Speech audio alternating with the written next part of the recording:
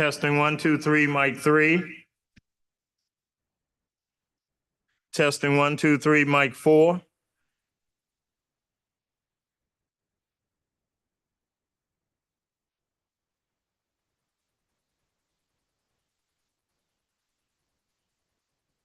Testing 1, 2, 3, mic 1, witness.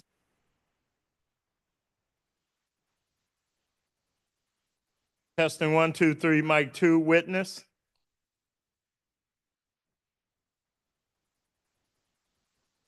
Testing 1, 2, 3, mic 3, witness. Testing 1, 2, 3, mic 4, witness.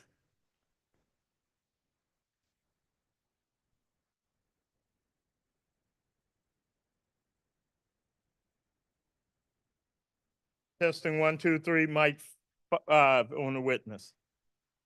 Hey, Ash, can Ashley hear me? Can she come on so we can do a Zoom test?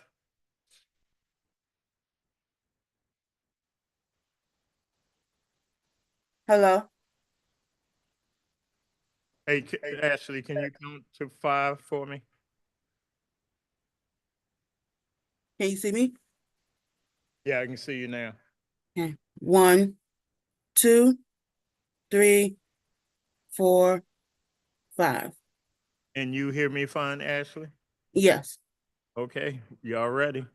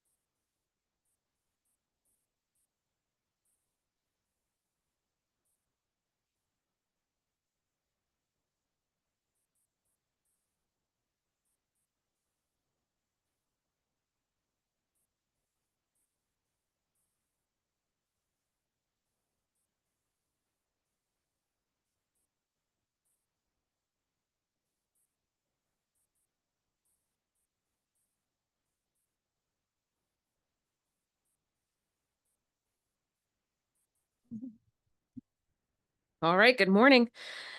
I'm at-large Councilmember Christina Henderson, Chair of the Committee on Health. Today is Friday, June 6, 2025. The time is 9:01 a.m. We are in room 123 of the John A. Wilson Building. This is a hybrid hearing where we'll hear from witnesses both in person as well as via the Zoom internet platform. The hearing will also be on cable channel 13 as well as my YouTube page at CMC Henderson. I'm calling to order this meeting of the Committee on Health for part 1 of 2, the oversight hearing on the FY26 proposed budget for the DC Department of Health, also known as DC Health. As a reminder, we'll only hear from public witnesses today. Dr. Ayanna Bennett, the director of DC Health, and her team will appear before the committee on Monday, June 16th at 9:30 a.m. Dr. Bennett and her team are watching and listening today, and hopefully they'll be prepared to respond to the concerns and issues raised. DC Health provides programs and services with the ultimate goal of reducing the burden of disease and improving opportunities for health and well-being of all district residents and visitors. DC Health does this through a number of mechanisms that center around prevention, promotion of health, expanding access to healthcare, and increasing health equity. With over 800 FTEs, DC Health is organized into 6 administrations: Agency Management Program, Community Health Administration, the Center for Policy Planning and Evaluation, the HIV, AIDS, Hepatitis, STD, and TB Administration, Health Systems and Preparedness Administration, and Environmental Health Administration. Before we get started, I want to review the testimony guidelines for today for public witnesses. Given the significant interest in testifying on DC Health's budget, all witnesses will be given 3 minutes to testify. This is to ensure that everyone has an opportunity to speak. It's not that we don't think that what you have to say is important, but it is also Friday and of World Pride. So we want to get through it. So we have a clock that will count you down. Please be conscientious of your time and I'll give you a nudge. So I'm going to call the first panel of witnesses. I have 4 seats. We'll go through. We're starting with in-person and then we will switch to virtual. And should any of my colleagues join us, we'll certainly get to them as well. So Leah Castlaz from Children's Law Center, Alexander Moore, DC Central Kitchen, Joseph Liu, Capital Area Food Bank, and Jiren Hill Lockage. I don't see Jiren. All right, let's Carrie from Food and Friends.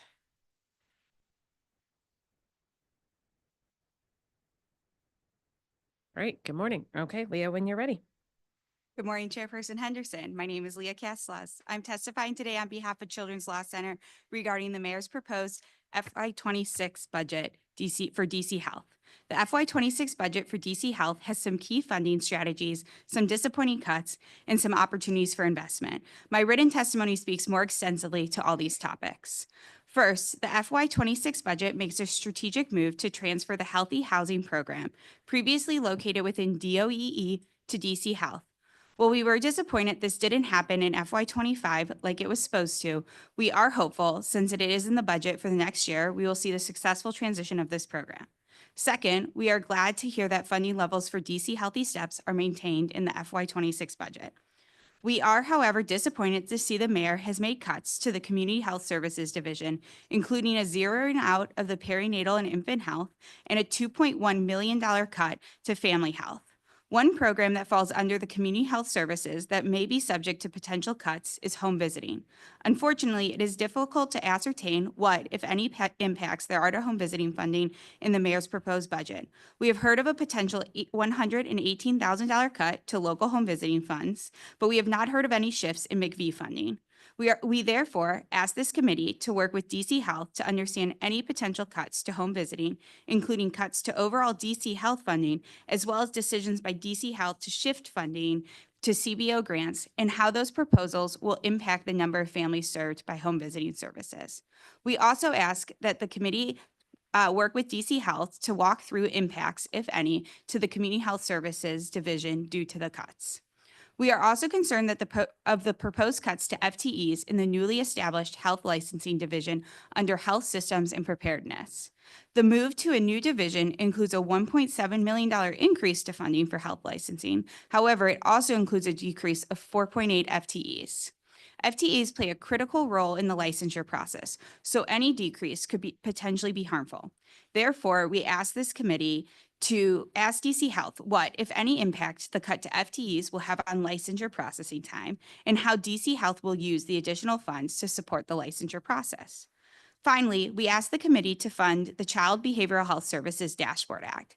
Funding the Dashboard Act, which would allow DC Health to hire an additional data analyst to maintain and update the existing e-referral platform, LinkU, will allow DC residents and community providers to better identify and navigate the district's services and resources. We also ask this committee to work with DC Health on understanding the funding needs to continue to move forward community health workers into the healthcare workforce in the district.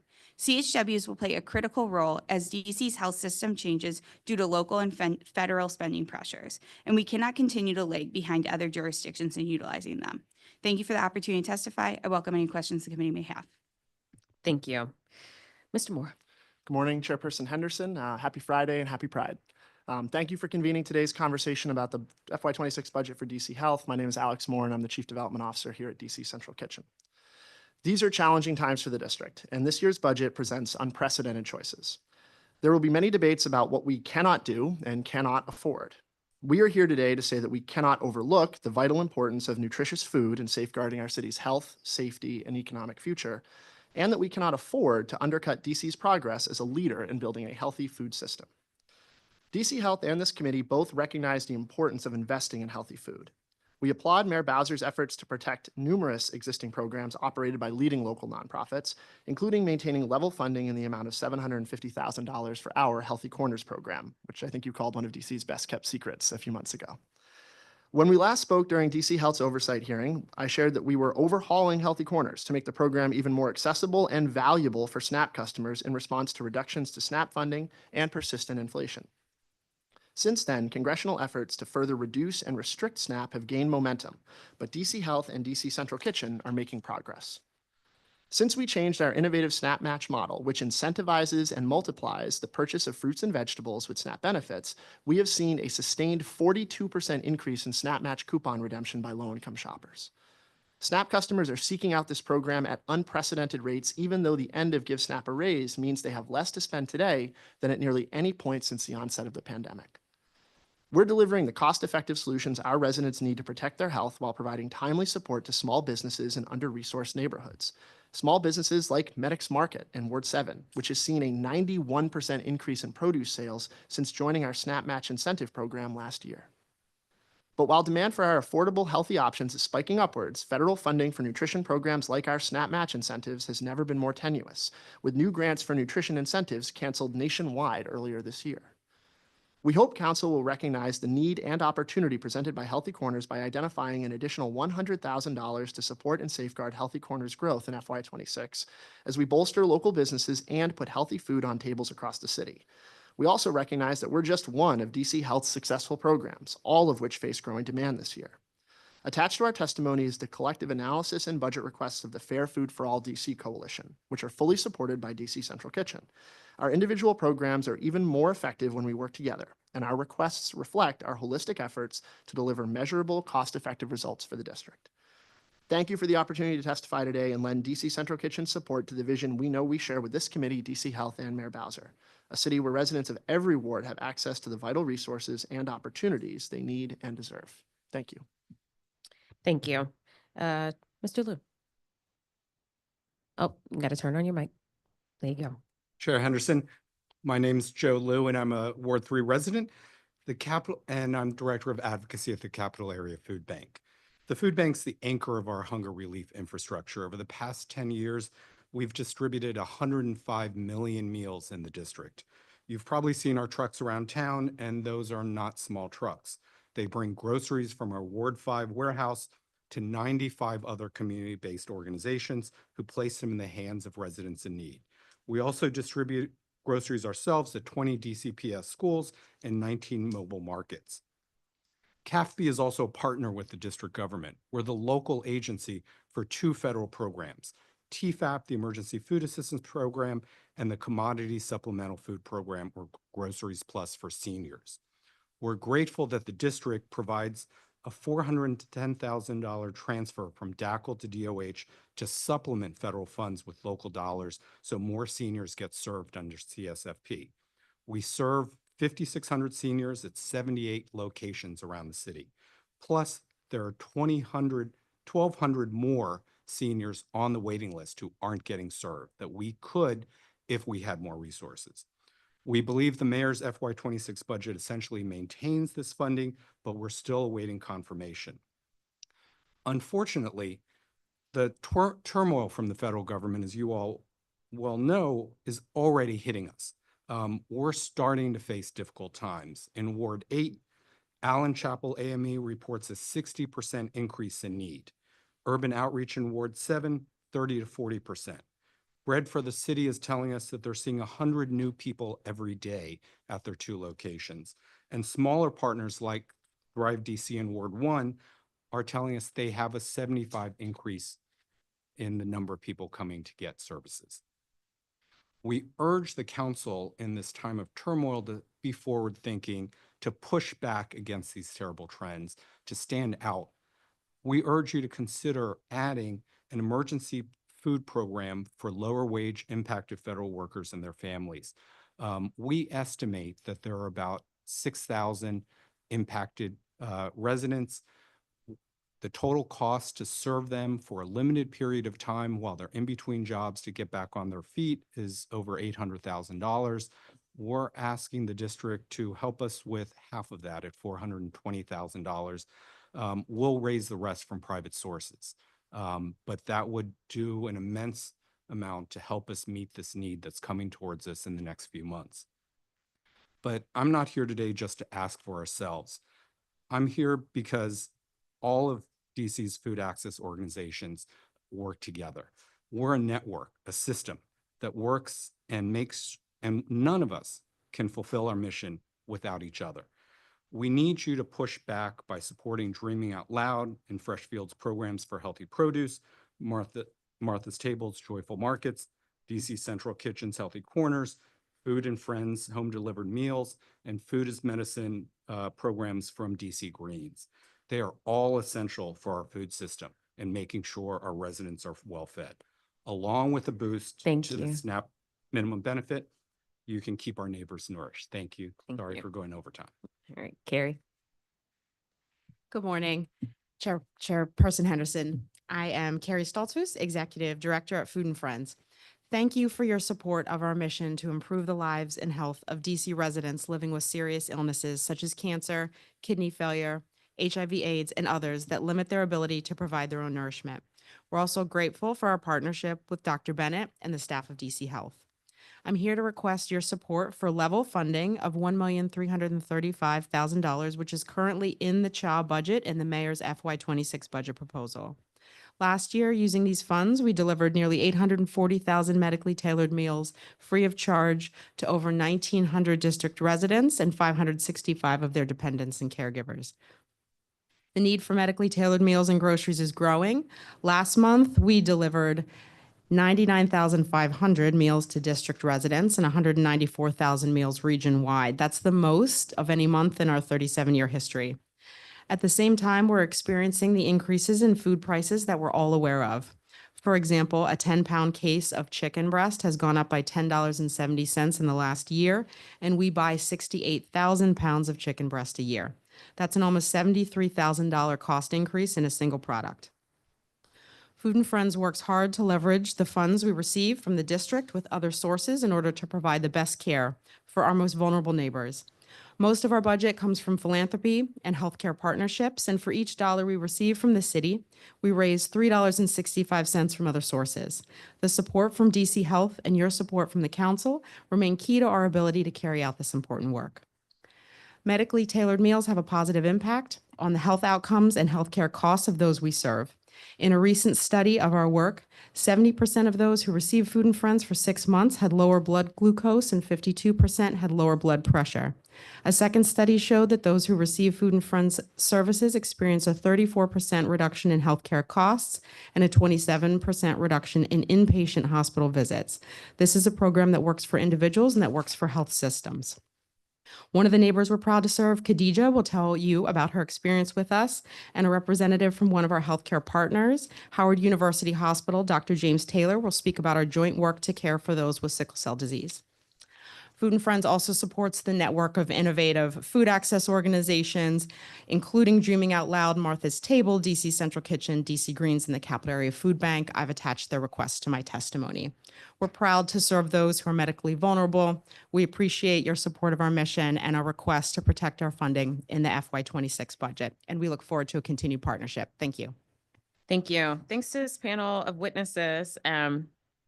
I feel it's my grouping of food and then Leah, but children need food too, so it's super important. So hold on, Taylor, can you put me on a 5-minute clock just so I'm stay focused?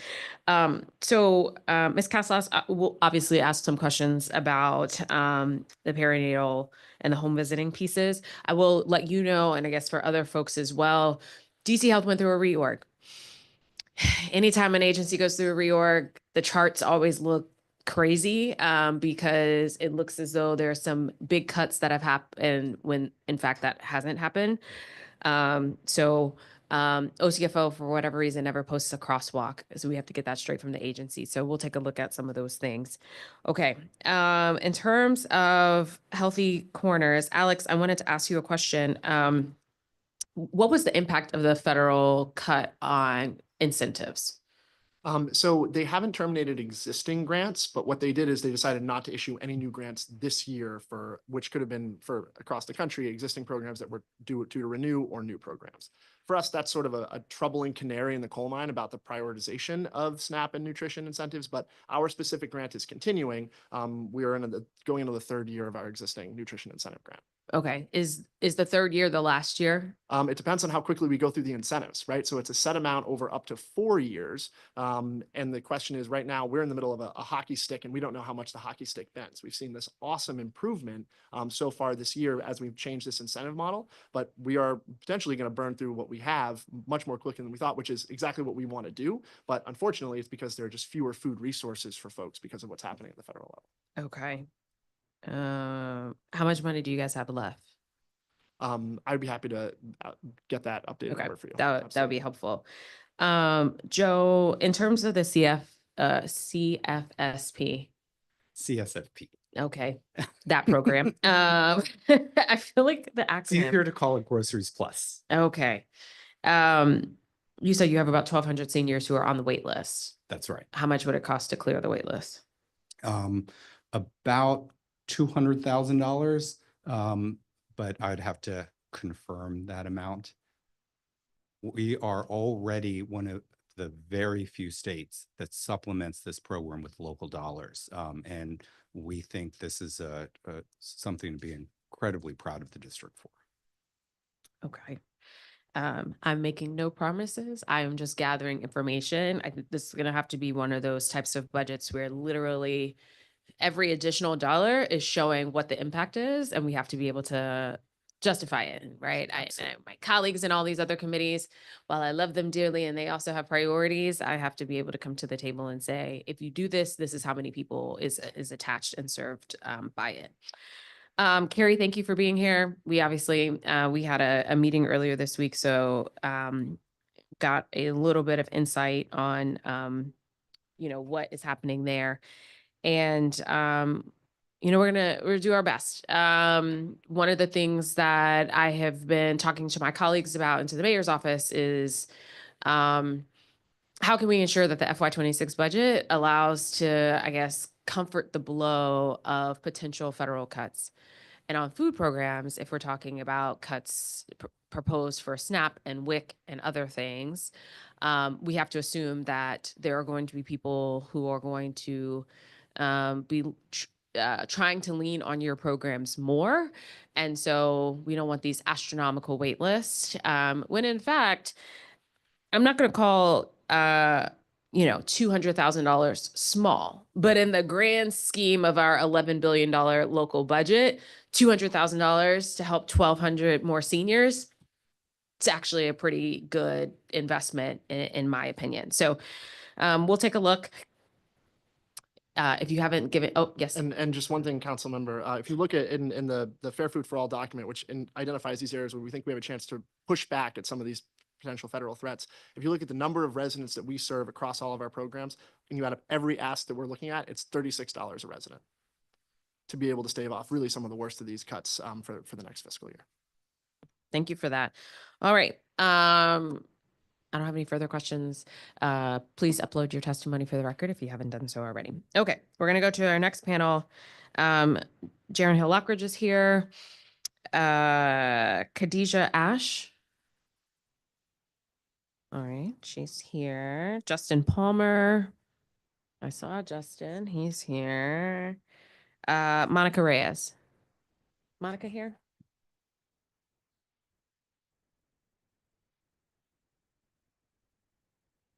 Is she Monica? Okay, and Monica's here. Okay, great.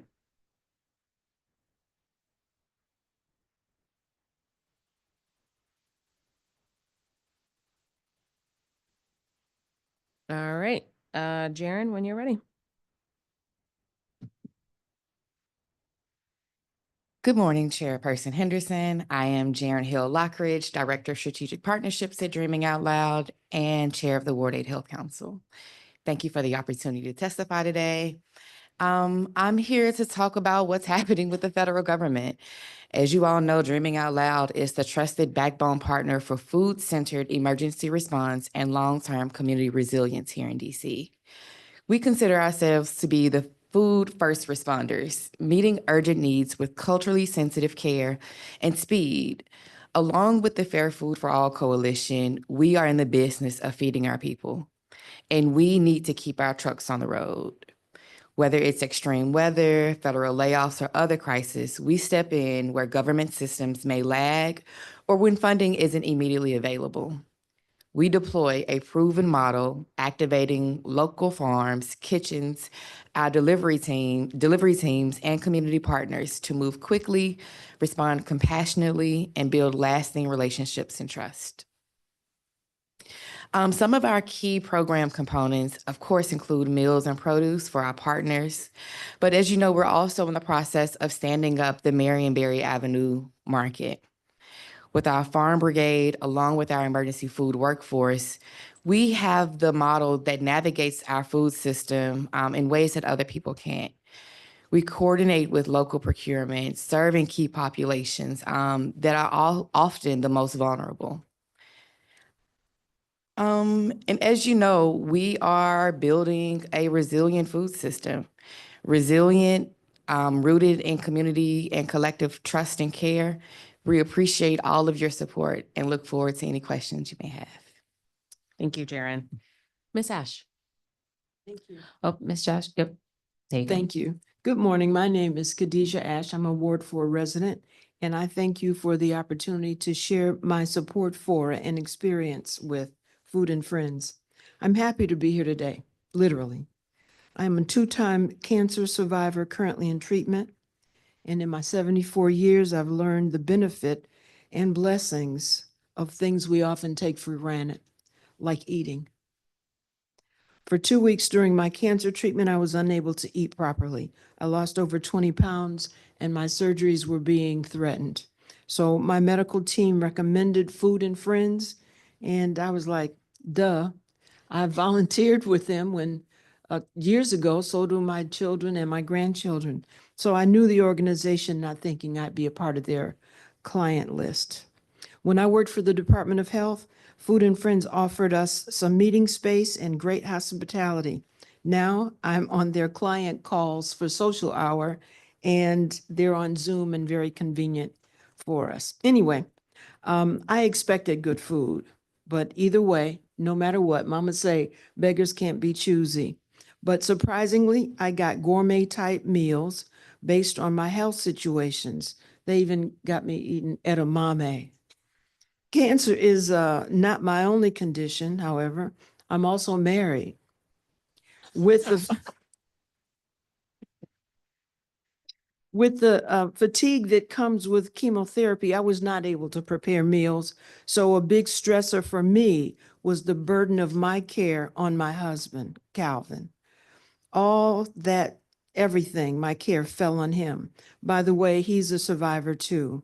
Although I like hot dogs and beans, he loves hot dogs and beans. Food and Friends addressed all that, and they delivered us from that diet. As for their meals, I enjoy salads like chicken apple salad, soups like broccoli cheese soup, and dinners like diced chicken and wild rice with collard greens. The produce items are like Christmas. You don't know what you'll get, but you know it'll be good. There's also Glucerna for when I can't swallow very well.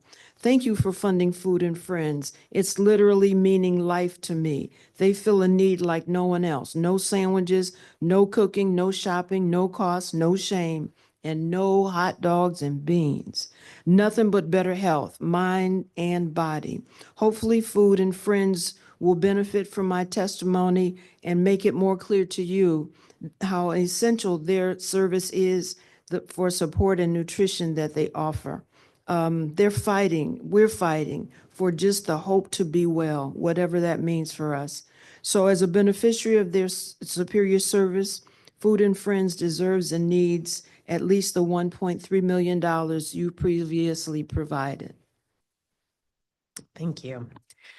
Mr. Palmer. I don't know how to follow that. Good luck. It's something I know. It's in the bar. I am. I do suffer from that condition as well.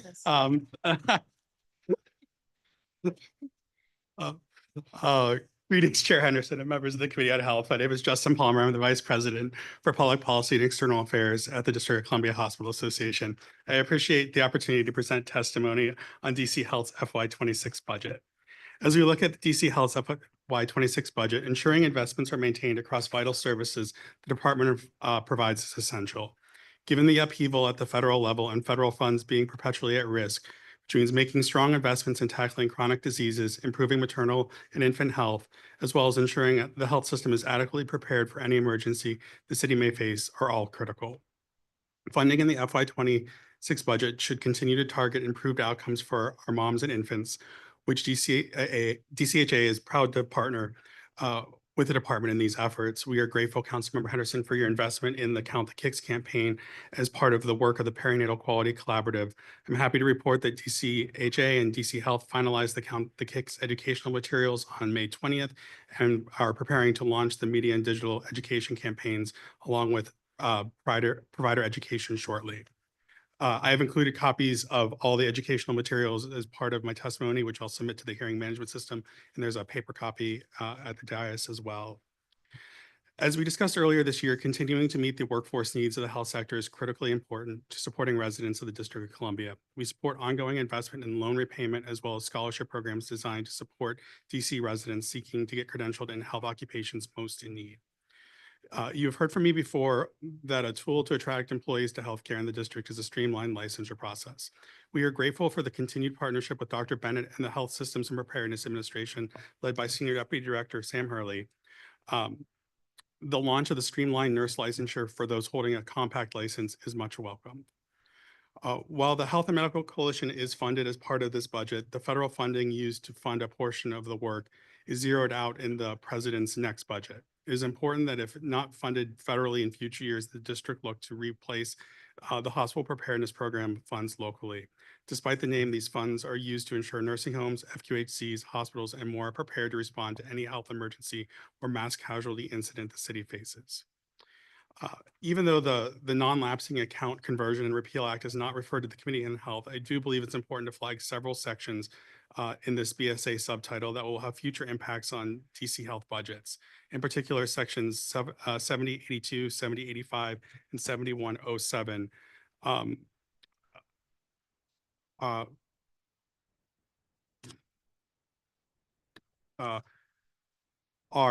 would be swept. DC Health funds would be automatically swept at the end of the year. While this has become a normal part of budgeting, the budget process, those funds are being raised for specific purposes and funds that should remain available for them. In particular, yep, thank you. Oh, sorry, I thought, no. In particular, if we are collecting too much money in the Board of Pharmacy Fund or the Health Occupations Regulation Funds, that means our licensure fees are too high and they should be lowered and not revert back to the general fund. They are not going to be used to facilitate licensure. Thank you for the opportunity to testify and I'm happy to answer any questions. Thank you. Sorry, I'm No, Well, you were right on time actually with that. So Ms. Reyes. Good morning, Councilmember Henderson. My name is Monica Reyes, and I am a family support worker for Mary Center in the Parents as Teachers program. Thank you for taking the time to listen to our home visiting needs. Home visiting transformed lives, not only for the families we serve, but for those of us doing the work. I love what I do, and over the past year, I've witnessed firsthand the positive impact home visiting has, from the joy on children's faces during the developmental activities to the trust built with parents navigating complex challenges. We're often the first point of contact for families looking for parent-focused resources and support. Once connected, we work together to find the right resources to make critical decisions on the next steps, such as housing resources, developmental reinforcement resources for children and their families, or answering questions about their child's development from infancy to early education. The demand is high, and we respond on a case-by-case basis. We go above and beyond to meet each family where they are to make sure that they are supported in their roles as parents of young children. Despite the challenges our program families face, such as housing, money management, physical, emotional challenges, and many others, I truly believe home visiting has a profound impact in their lives. In my program, we empower parents and children to become more familiar with district resources and better understand developmental milestones. We primarily work with low-income families who face numerous challenges. Through home visiting, we can partner with them to overcome these challenges. We often come across several failed systems due to lack of funding and multiple restrictions. We help connect families to the best fit resource that will help them meet their needs they're facing, such as housing, ESL classes, continuing education, connecting to WIC, and many others. This important work doesn't come without its own set of challenges. As home visitors, we often are required to meet high administrative demands, carry a significant toll of provider world-class support while being underpaid. We carry the emotional, psychological, financial, and physical effects in providing this type of work, working flexible hours to make up for administrative hours we can't do during visits, and sometimes sacrificing personal or financial plans to meet the demands of this work, such as personal time and purchasing of items for activities needed to make a successful visit, which are not provided to us. Our work also depends on strong peer support, which is compromised when budget cuts force staff reductions. This is not only increases our workload, but leaves families without essential support. Continued funding is not necessary, it's vital. Families want to be the best parents they can be, and we're here to help them just do that. When FSWs come across this, it may feel discouraging for us, but at the end of the day, we know that we're doing our best for our program families in our community. Thank you, Council, for taking the time to listen not only to my testimony, but to the voices of all of us working in this field. I hope our words have touched your heart and helped convey just how crucial this work is and how deeply committed we are to it. With your support, we can continue to empower parents, uplift children, and drive meaningful changes, which is why we're asking to please help reverse DC Health's $1.2 million in local grant funding for home visiting programs. Thank you. Thank you. Thank you to this panel of witnesses. You put me on a clock. Yeah, that's okay. All right. Jiren, I wanted to ask, what kind of increases are you all seeing at Dreaming Out Loud? Obviously, we heard from the cost increases from the previous panel, but you talked about like your trucks on the road and that kind of thing. I'm gonna give you an opportunity to speak to that. Absolutely. So that's a cascading effect that we're seeing from the federal layoffs, which is directly increasing the food demands. And for us, with our trucks on the road, we support a number of the local food institutions, like everybody else has spoken, but we're kind of like that backbone of it, right? If you see the Dreaming Out Loud trucks, it's specifically the Local Food Purchasing Act that's the federal funding that we are going to be missing really soon. And again, that's what keeps the trucks on the road, that supports Martha's Table, Joyful Markets, that supports DC Central Kitchen, Capital Area Food Bank. And that infrastructure is what really holds up the Marion Barry Avenue market. And without that, you know, especially in Ward 7 and 8, we're talking about freeing an already strained food system. Okay. Do you have an idea of how much we're talking about? 400,000. 400,000. Mm-hmm. Okay, thank you. Ms. Ash, thank you for being here. Oh, does he know what you said? No, thank you for being here. And I think it's well, first off, your testimony was very powerful and moving, but also, you know, we volunteer, my office volunteers often with Food and Friends. We like to volunteer in the time, not at the times that people think to volunteer, right? Just to provide support. And, you know, when we're packing the bags as well, it's just very like, ooh, what are we putting in today? As you said, sort of a Christmas bag. You don't know what you're going to get, but you know it's going to be good. But to go for you to go from a volunteer to a client, It's a big deal. it's a big deal and also a full circle. And I'm glad that they're there when you need it. And I hope that your treatment goes well so that you can be with us for longer. Thank you. Justin, thank you for being here and, you know, for talking about a couple of the various things. You know, really excited about Count the Kicks. I'm glad we're finally going to be able to get that off the ground. Do you believe that additional funding is going to be necessary in FY26? Are you guys good? So we, working with DC Health, the PQC has been discussing the funding for next year. We've left it flat funded. Okay. So around 70, it's like 74,600 for Count the Kicks, and then 350,000 for PQC. We believe that they're in the DC Health budget. Okay. All right. We're going to break this down for everybody in the room because they may not know what we're talking about. So Count the Kicks is an initiative that we do around helping to prevent stillbirths. So, oh yeah, everybody's shaking their head. Okay, great. And the PQC is our perinatal quality collaborative, which is pulling together all the hospitals to look at the data to work on various maternal health increases. Yes. And bundles, really working towards working on reducing maternal mortality and morbidity through bundles. They're getting ready to launch the mental health bundle, which is very much in the communities and really important of, you know, all the things that we have to work on before, during, and after birth to make sure that the moms are thrive and babies. Yeah. Great. The hospital preparedness funds, do you know how much it was that DC received? It's about $1 million a year. We think that next year will be fine, and I think it's funded, but it's one of the things on an ongoing basis we just wanted to flag. Yeah, no, I mean, why wouldn't we want to prepare as though we haven't just had a pandemic to just pretend like it's not going to happen ever again is strange. And I think you also made a really good point about the licensure fund. I too am I don't like when we just keep sweeping funds that were designed for specific purposes. And in some cases, right, like the industry, not in health, but like real estate, for instance, they are required, real estate folks are required to put into this fund. And then for the mayor to just sweep it and use it for something completely outside of its purpose is just like, that's not fair, in my opinion. That's not a fair fee. And I think you made a really good point that if there's too much money in the fund, then lower the fees, which is a big complaint that we get from our health professionals around every year. And in other departments, they have lowered the professional fees for licensure, but the health professions are the ones that were left out during the response to the pandemic and lowering fees, and the health professional fees were not part of that. Okay, we'll take a look at that. And Ms. Reyes, thank you for being here as well on home visiting. Heard a little bit about the home visiting program even yesterday. Who's hearing? Healthcare finance and DMHHS hearing yesterday. So we'll make sure to ask some questions about that next week. I don't have any further questions. If we don't have your testimony, please make sure you provide it to us for the record. Thank you all so much. All right, we're going to go to our next panel. Elise New House. Right, she's here. Deja Williams. Okay.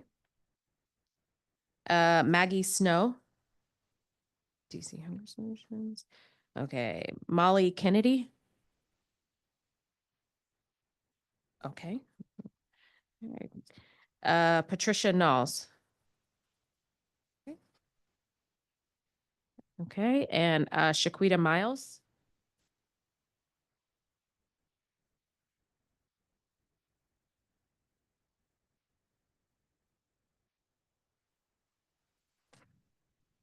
Okay.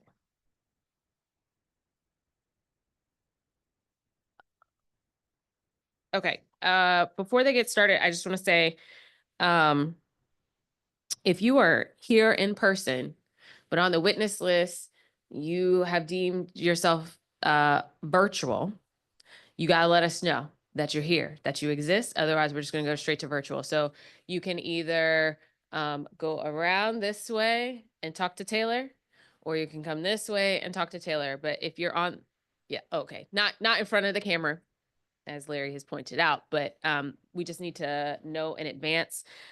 For the folks from Fresh Farm, we already have you guys marked, but just wanted to make that known. All right, Ms. Newhouse, when you're ready. Oh, you gotta turn on your mic. There you go. All right. Good morning, Chairperson Henderson, members of the Committee on Health and committee staff. My name is Elise New House, and I serve as the third Vice President of Membership for the National Coalition of 100 Black Women, Metropolitan Washington, D.C. chapter. I am here today to discuss the critical issue of maternal health equity in the District of Columbia, particularly as it affects Black women and girls.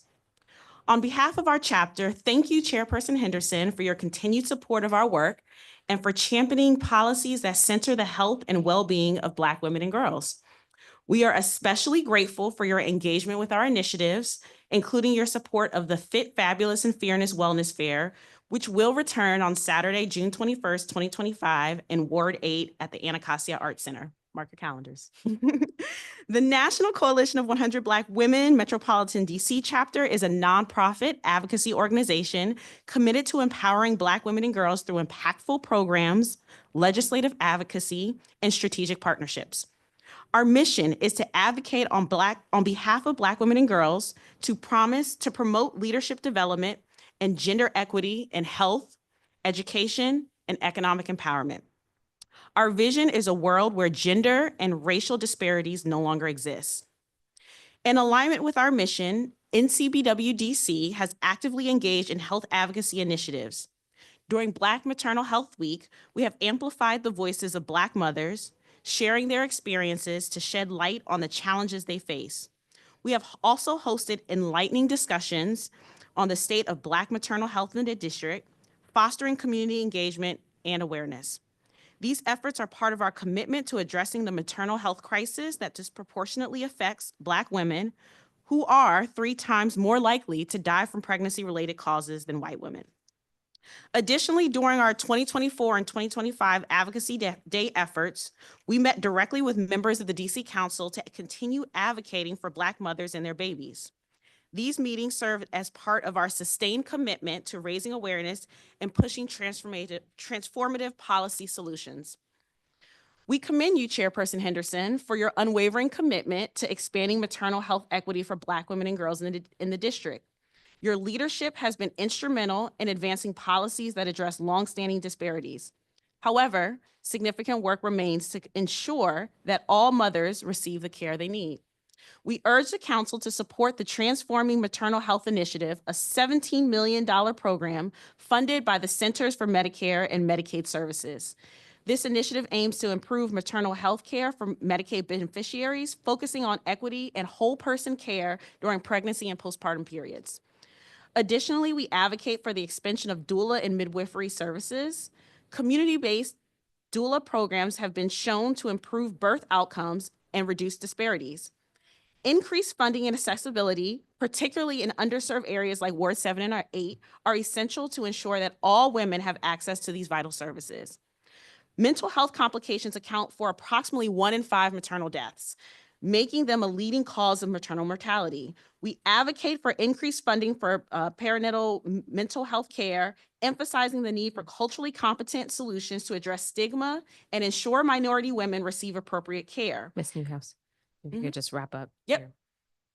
All right, so in conclusion, I want to emphasize the urgency of these matters. Black women and girls in Washington, D.C. deserve policies and programs that center their needs and provide equitable opportunities. We urge the Council to take swift action in addressing these considerations. Thank you for your time, and I'm happy to answer any questions. Thank you. Maggie. Good morning, Chairperson Henderson and committee members. Thank you for the opportunity to testify. My name is Maggie Snow. I'm the Anti-Hunger Program Associate overseeing our SNAP work at DC Hunger Solutions. In my role, I provide direct support to DC residents experiencing hunger.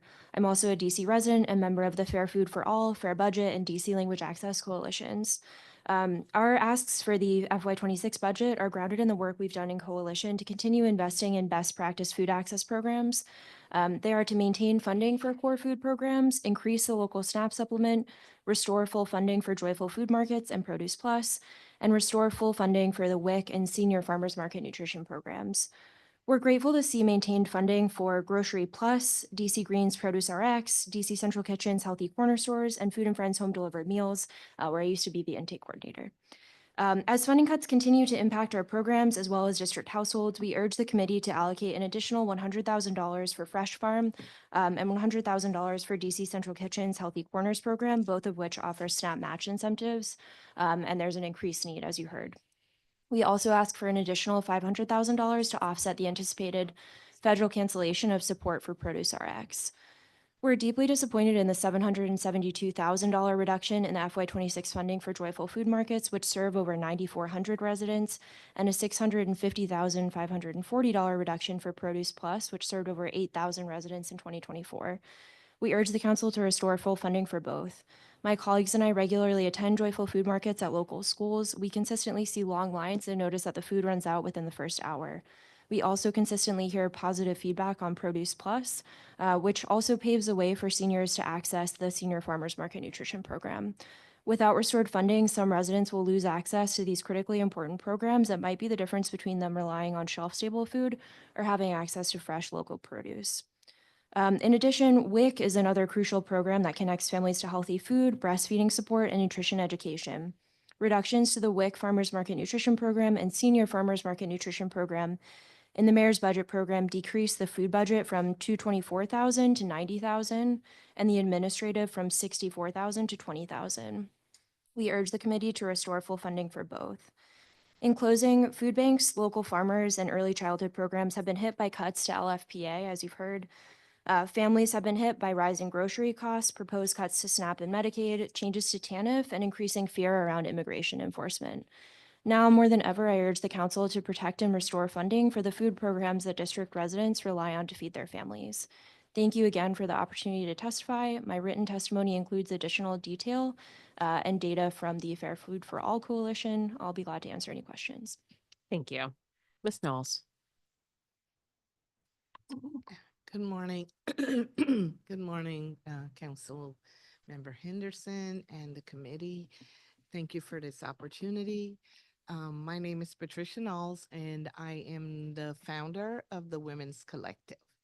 And the Women's Collective has been around from the beginning, almost the beginning of the HIV epidemic.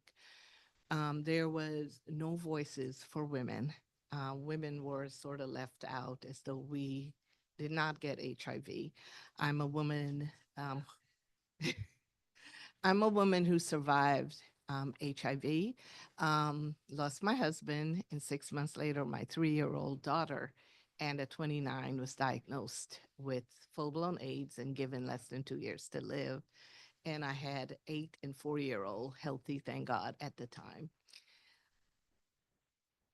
I began looking for services. I went from 2 income to a disability check, couldn't work, and started looking for women. I thought I was the only woman, went to my doctor and found out there are others, but of course we can't share that information. So I put a flyer in my doctor's office and say, is there any women living with HIV? Call this number. On this flyer, I had a secret phone line. Family didn't know. It was a lot of isolation, shame at the time. So lo and behold, the phone started ringing and women started calling. None of us wanting to show our faces, so we just talked to each other on the phone, shared information, then started a support group in my home, shared our resources, went to doctors, piled up together. We couldn't get transportation. It was only for the person. Well, women come with children, so many women did not make their doctor's appointments because they did not have transportation. So many women died. Food was delivered to the person who was homebound and had AIDS. At that time, it was just about everybody, but it was not given to the family. So for moms, they literally took that meal and fed the babies, and they didn't eat. So there were all of these things that we were seeing. And so we pulled our resources together, shared our limited food, shared our transportation, and started helping each other. And then I became an advocate on the planning council, you know, run by planning council, trying to get services that will be specifically geared towards women, specifically Black and brown women, because that's who we were back then. And from that, started a lot of advocating, a lot of secret meetings, and built an agency that is currently serving hundreds of women on prevention, thousands on care. We have a care side, HIV, Ryan White Services, where we serve women living with HIV. We have food, we have medical case management, we have case management, we have outreach. We have a lot of services, food, pantry, many other services. I know some of the clients are here and probably want to say more. And we also have a large prevention program where it is important because that is the funding that is currently cut for us, not even cut. We are no longer funded. It is gone as of last month, May 31st.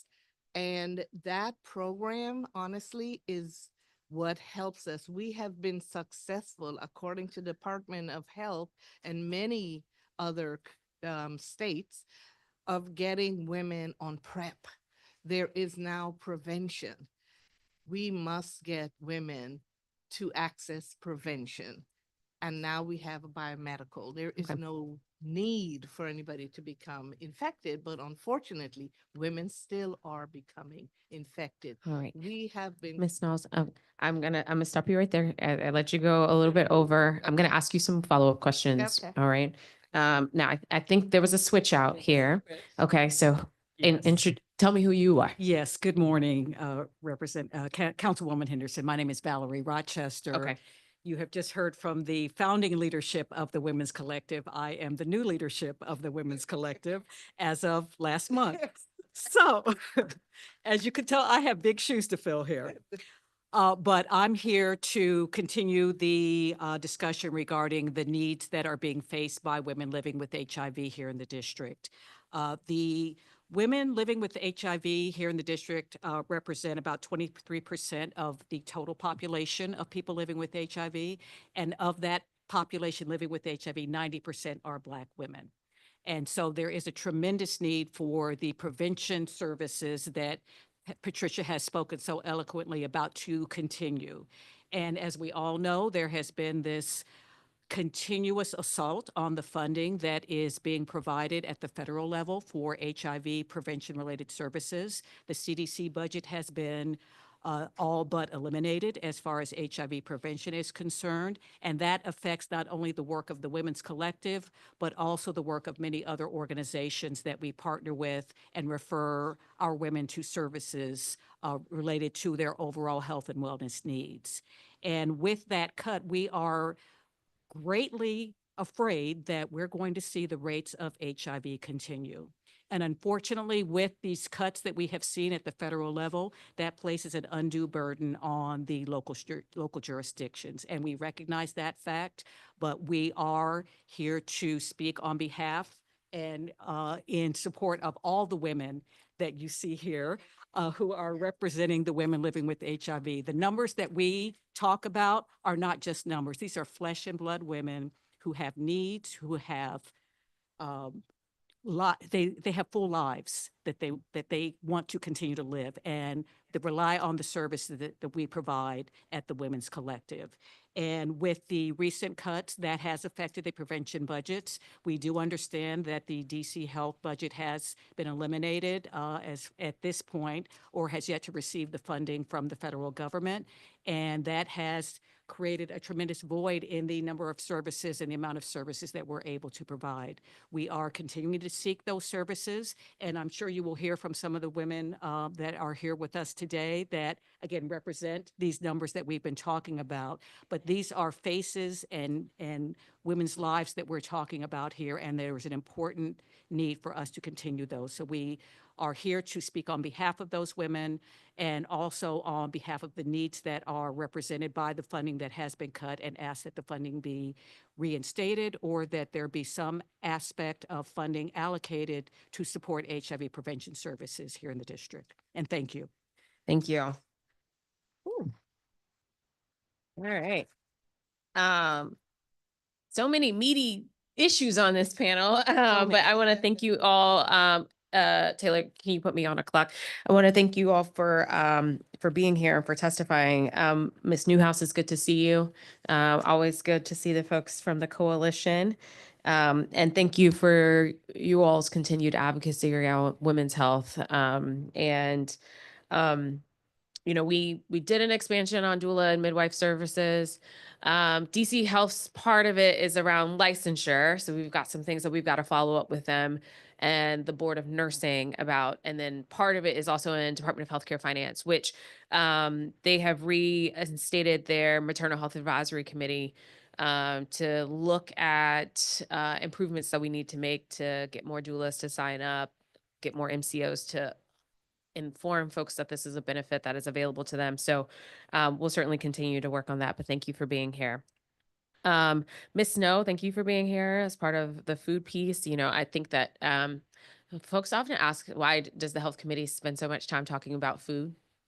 Which is kind of funny because it's like, okay, well, health insurance is only part of it. What you put in your body is also important. And if you can't eat, that's you can have all the health insurance in the world and still not be healthy. So I just want to say, we'll check in on the joyful food market. The produce plus reduction we don't actually believe is a reduction. We do believe it's part of the movement of monies across lines. I had specifically asked the mayor about the food budget, and her budget director had said they had tried to hold everything constant. We know that the Joyful Food Markets was not one of those programs, and so we'll look to that. But my comments from the previous panel holds here, right? Like, if we're going to be seeing some massive cuts in terms of SNAP and other things, then we need to do better on this.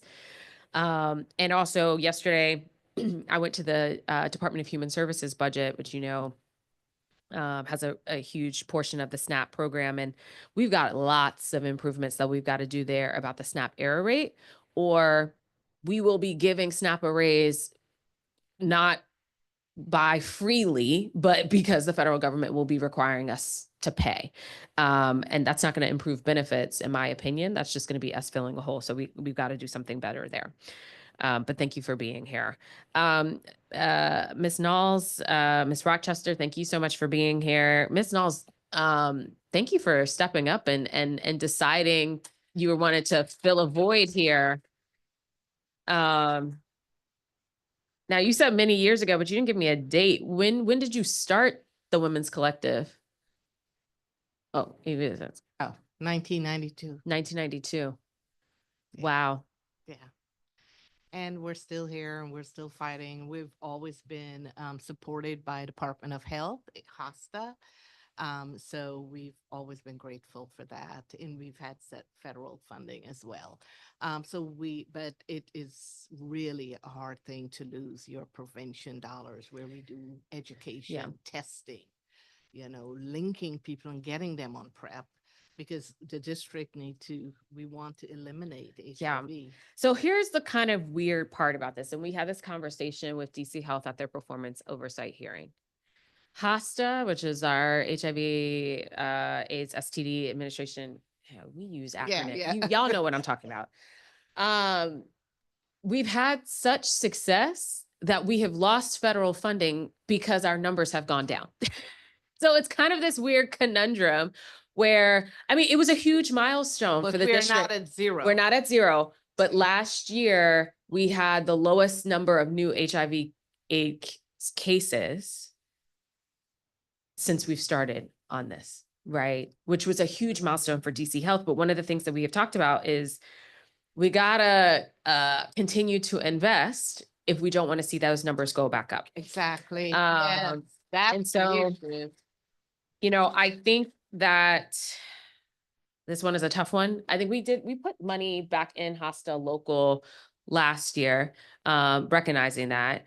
We also tried to give money specifically for teen sexual health prevention, although then they granted it to an organization who doesn't do it. So I'm gonna ask DC Health about that.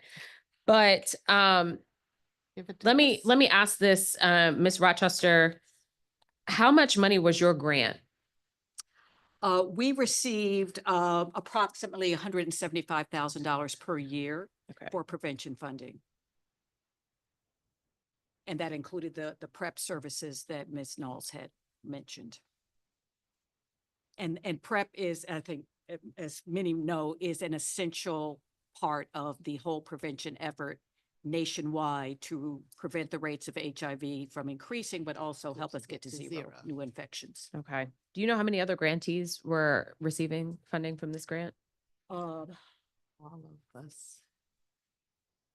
Yeah. Yeah, Okay. everyone across the. All right. Well, obviously, follow up with DC Health to get some more information about that. But the clock, I'm trying to be good, follow my own clock. So I'm over my time. But thank you so much for being here, and we'll certainly follow up if we need some additional information. All right. Thank All you right? so much. Thank you. Okay. So we're gonna go to the next panel. Ms. Miles, did you want to testify? I know I have Martina Hawkins. Where is she? We're going to replace Martina with Dominique Anthony, and she can come to the front. Okay. And Gail Prince and Tanya Silver can come to the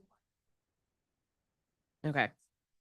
I had 3 slots for Women's Collective, so however y'all want to use your 3. Okay. 3 minutes, baby. And James Taylor from Howard University. Y'all gonna put Mr. Taylor in the middle? Slide over. It's okay.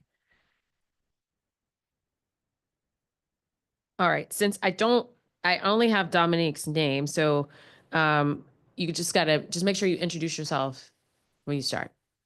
So just tell me who you are.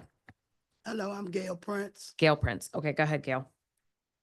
Good morning. I'm Gail Prince. I'm on PrEP to protect myself because I want to see my grandbabies grow up.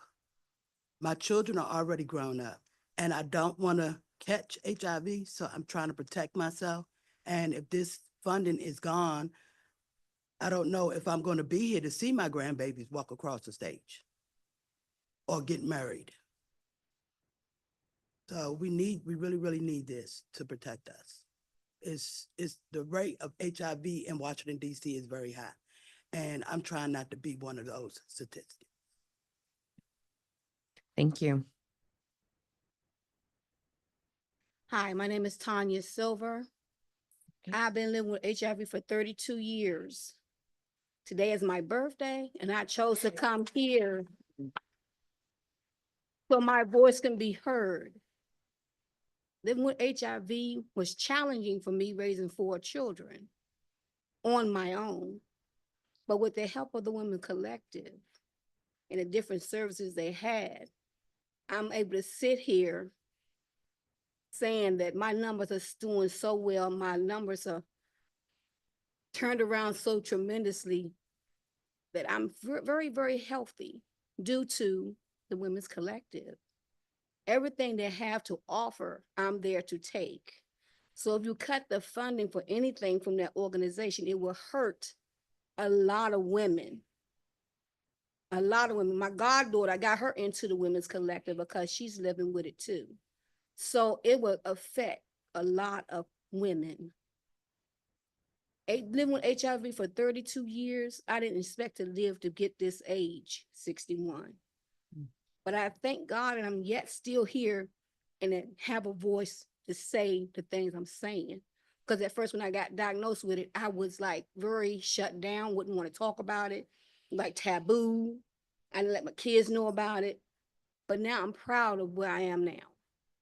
I don't have no shame to it.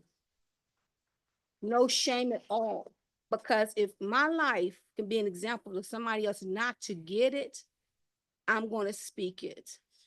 If my life can change any young lady's mindset of going out there having unprotected sex, I will say something. I have 3 granddaughters and I speak to them daily. Love yourself. Love how God made you. Don't let nobody talk you into something you cannot take back. HIV is something that will change you forever. So if anything, please give more funding to the Women's Collective because it's helping a lot of people. And thank you for this opportunity. Thank you. Miss Anthony. My name is Dominique Anthony. I got diagnosed with HIV when I was 27 years old. I had one son at the time. I didn't think I was going to live to see him grow up, but he's 23 now. He just graduated from the University of Maryland with a degree in business. And I have a 15-year-old and I have an 11-year-old. The Women's Collective saved my life. They saved me. If it wasn't for Miss Vagina, AKA Sabrina, Miss Pat, Miss Shakita, everybody that I've met through my journey, I wouldn't be here. I take my medicine, I go to the doctor, I go to my appointments. If I'm not up there, they calling me and I be like, cause I work. I also am a volunteer and a worker for HIPS. I'm a peer support specialist. So please don't cut these fundings from HIPS or Women's Collective, because it's not fair. Do y'all realize that these people, if y'all cut this funding, do y'all realize y'all gonna have murders on top of murders? Because do you know what it's like to lose a friend who's positive, but her boyfriend kills her? Do you know what it's like to lose friends that had HIV and their partners do something to them? I lost sisters that are no longer here because their partner did something to them. And it's not fair. Y'all just gonna have murders on top of murders. People gonna keep passing it to each other. Then y'all think that the murder rates are high. Now wait till y'all stop the funding. Why till they cut the funding? It's gonna get crazy. Because they're gonna be like, oh, it starts out as a blame game. Then it starts, well, you gave it to me. Now I'm gonna take your life. Because that's how some people think. Do you know what it's like walking around with HIV? Miss Henderson, do you know what it's like to be in my shoes? Okay. Do you know what it's like to have someone that you went on a date with spit in your face because you told him you had HIV and you ain't with him? Do you know what that's like? Mm-hmm. Or do you know what it's like to keep dealing with, oh, I got it. So now, and then y'all don't even have laws that if a person gives y'all HIV, that you can't punish them. And I don't understand why y'all don't have it, because Virginia got that law. You go out Virginia, you get somebody HIV and you know you got it, you're going under the jail. Why y'all don't have laws like that? Why y'all don't have laws like that to protect people? Because the person that gave me HIV, he lived. But guess what? I forgave him and I still became his friend. But if I was a bitter, evil person, I would have been did something to him. But only reason why I didn't do nothing to him is because of that. And I had a son. It's not fair. It's not fair. It's not fucking fair. I don't mean to cuss, but it's not fair at all. Y'all always got problems with y'all budgets. Get it together. What is y'all doing? It's not your fault, Miss Henderson. It's not your fault. But y'all need to get it together, because guess what? Y'all think y'all got the homicide rates in DC are bad now? It's going to get worse. And then y'all don't have no laws that if a person deliberately gives you HIV, you can't do nothing, but you can't prosecute them. But Virginia got it. Do it in Virginia. You go under the jail. Virginia got that law. Because I know people that went through it, and I had to call them and be like, look, just calm down. Let me help you.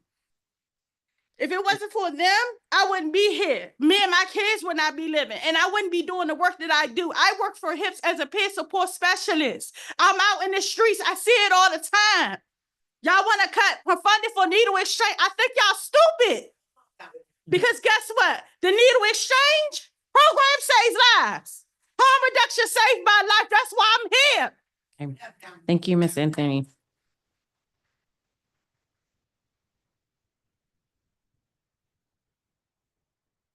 Miss Anthony, I'm going to get to you, Dr. Taylor. I don't know what it's like, but I'm doing my best to understand and to advocate. And, I do want to say though, this isn't necessarily the fault of DC Health either. A lot of our HIV prevention work has been covered by federal funding that's being cut, and the needle exchange, and right, for a long time it was Congress who said that DC can't even spend our local dollars on needle exchange because of their own policy preferences, which speaks to a larger issue that we have, but we're trying to work through it as best we can. I do want to turn to Dr. Taylor, because he does some incredible work at Howard that is also helping lots of Black women who are living with sickle cell. Good morning, Councilmember Henderson. Thank you for the opportunity to speak. I'm Dr. James Taylor, the Director of the Center for Sickle Cell Disease at Howard University. I'm here testifying on behalf of a partnership established with Food and Friends Incorporated. Sickle cell disease is the most common genetic single gene disorder in the United States, even though it arises from minority populations and the origin of the mutation is African ancestry. Washington, D.C. has the highest per capita prevalence of sickle cell disease at the state level anywhere in the United States. So it's entirely appropriate that this disease is the focus of public health efforts despite being a rare disease. Despite being rare, sickle cell disease is very expensive. Any efforts to mitigate the disease severity is worthwhile and financially responsible. At the Center for Sickle Cell Disease, we have been funded previously by DC Health to establish a sickle cell wellness center, which is a comprehensive clinic. This provides an ER alternative for acute care, chronic disease management, and comprehensive care for patients living with sickle cell disease in Washington, D.C. Our team estimates that less than 50% of adults in DC and Maryland are receiving comprehensive care for their sickle cell disease or any care outside of acute care in emergency rooms. Part of comprehensive care is maintaining social services, and that includes food assistance. Our preliminary impression is that there's a high prevalence of homelessness in sickle cell disease directly related to disease severity and unexpected sudden hospitalizations. The Center for Sickle Cell Disease and Food and Friends has established a partnership to include sickle cell disease as one of their approved diagnoses. This is prompted by my continuing medical education review of food as medicine on the DCRX platform. The partnership follows two important patient populations: patients experiencing acute vaso-occlusive pain crises or transitioning back home from hospitalization, especially those with prolonged or frequent hospitalizations. And the second population, sickle cell disease patients with chronic kidney disease, which is a high prevalence complication. The medical benefits for sickle cell disease, nutritional support.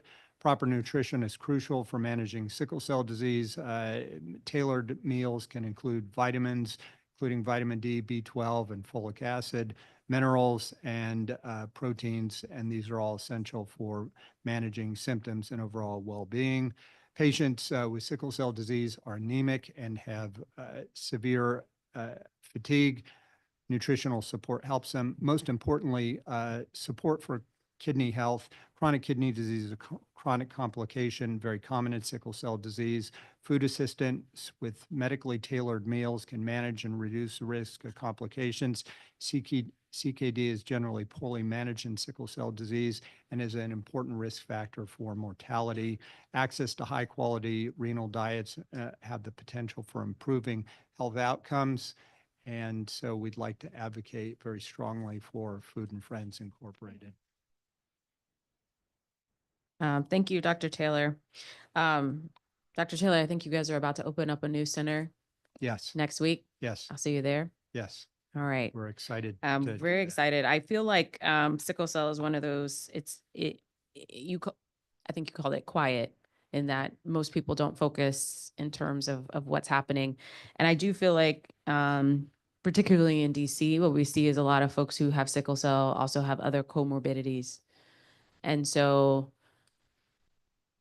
if folks don't know what they're looking for or aren't getting them in to be properly diagnosed, they're medicating in other ways to deal with the pain. Absolutely. And it's showing up in, our stabilization centers and with opioids and all of these other different pieces. And so, I appreciate that your dedication to this for so many years. And I hope that we can continue on that front. But it's good to know that you guys have this partnership with Food and Friends, because I didn't know that. So that's good. How many clients have you referred? I'll have to get back to you on exact numbers. It's under 10, but we follow more than 300 people who are very needy, and we didn't want to overwhelm Food and Friends with too many new clients. Okay. So we're doing it in a very measured. 194,000. What's 300 more? I'm kidding. Okay. Again, I want to thank Ms. Prince, Ms. Silver, Ms. Anthony. Thank you for testifying, telling your stories. Ms. Silver, happy birthday. Happy birthday. I want to say I wish you 61 more, but that's a lot. But it's good because I want you to be here for your grandchildren and your great grands. So thank you. All right. Okay, who do we got? Whew. Louis Blanco. I don't see Louis, but I see Dave. Oh, there's Louis. Okay.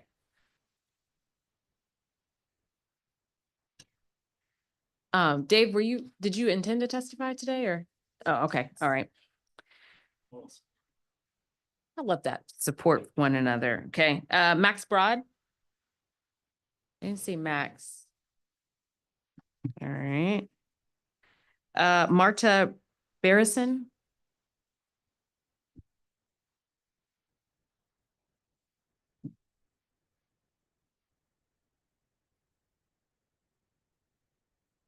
Okay. Neil Richardson. See Neil. All right. I have wait, hold on. All right. You're Marta. Okay. Michaela is virtual, so we'll get to her later. What's the name?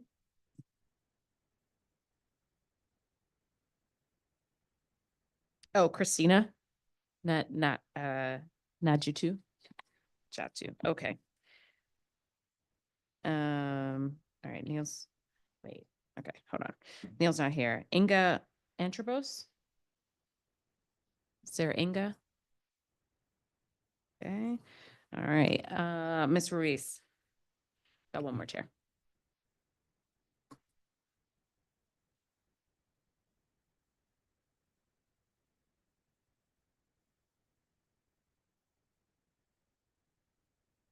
All right. Mr. Blanco, when you're ready. Nope, hit the button one more time. There you go. Good morning, Madam Chairman. My name is Luis Blanco, Sergeant at Arms for the International Association of Firefighters, Local 36, representing over 2,000 firefighters serving the District of Columbia. Our members are accustomed, as you know, to responding to emergencies, managing chaotic scenes, and operating in high-risk environments.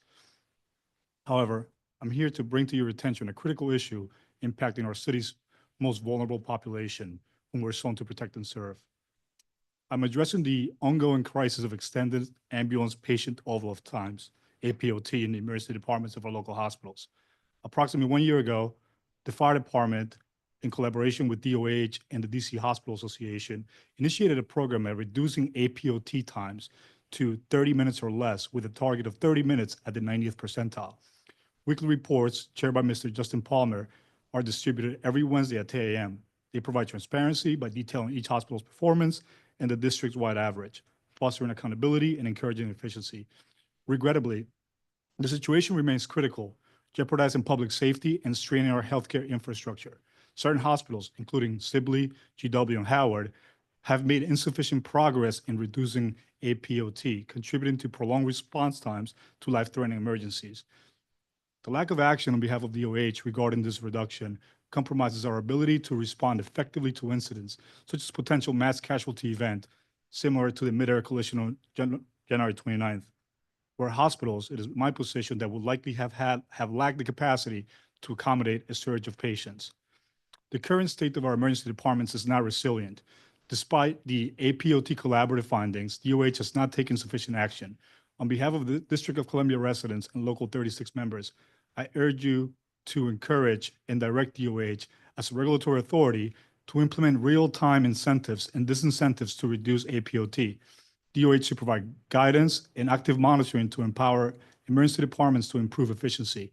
Additionally, special designations such as stroke, cardiac, or trauma centers should be contingent upon meeting APOT standards. Prolonged APOT not only strains our fire and EMS resources, but also lead to adverse patient outcomes as documented by science. They endanger public safety, for which DOH inactions is an actual contributing factor.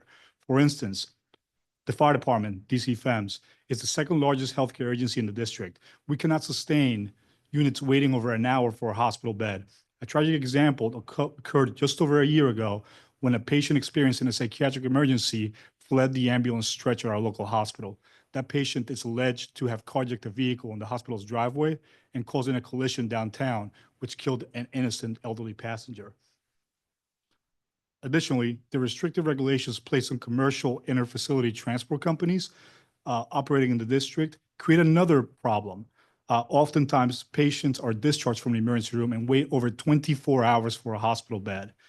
I respectfully request that you support us in addressing these concerns to strengthen our healthcare infrastructure and enhance public safety. I'm available to discuss this matter further should you need. All right, thank you. Marta. Thank you. Good morning, Councilmember Henderson. My name is Marta Barrison. I'm the Deputy Director at the Health Justice Alliance Law Clinic at Georgetown Law Center. HJA is a medical legal partnership between Georgetown Law and Georgetown Medical Center's Division of Community Pediatrics, which serves low-income communities through a kids' mobile medical clinic van and 2 school-based health centers located at Anacostia High School and Roosevelt High School. These clinics are funded through a small grant from the Department of Health and got off the ground in 2010 and 2015, respectively, when those school-based health centers were built as part of renovations at those schools. My testimony will address the proposed zeroing out of funding for the school-based health centers, of which there are 7, and in particular, the ones at these 2 schools, Anacostia and Roosevelt, that we partner with. When our medical legal partnership with the MedStar Georgetown School-Based Health Centers began in 2017, we sat down with the principals at Anacostia and Roosevelt High Schools and with our medical partners to better understand what were the legal issues that were keeping kids from succeeding in school. We learned of families that needed help with Medicaid coverage in order for their kids to get necessary health care, families struggling with housing conditions like mold that were making their kids sick, parents who were too disabled to work and needed help obtaining federal disability benefits to adequately provide the basics for their kids, and families facing food insecurity who needed help obtaining SNAP benefits. So we designed a screening tool in our legal services around those needs. Today, these 2 school-based health centers regularly refer families to our law clinic, and HJA faculty, attorneys, and student attorneys work closely with our medical partners at the school-based health centers to assist them. In addition to excellent full-service pediatric care, which my colleague Chrissy is going to talk more about, and wraparound services with dozens of organizations that the MedStar Georgetown School-Based Health Centers have worked hard to establish. Students who visit the school-based health centers at Anacostia and Roosevelt also receive a legal checkup to screen for health-harming legal needs like poor housing conditions, food insecurity, housing insecurity, and utility shutoffs. If they answer yes to one of the screening tool questions, they're referred to our clinic. And students are missing less school because their asthma now is no longer being triggered by mold. They're able to concentrate in class because they have more food in their bellies. They're getting better grades because their families have more income and decrease in stress. And they're graduating on time and with better mental and physical health outcomes.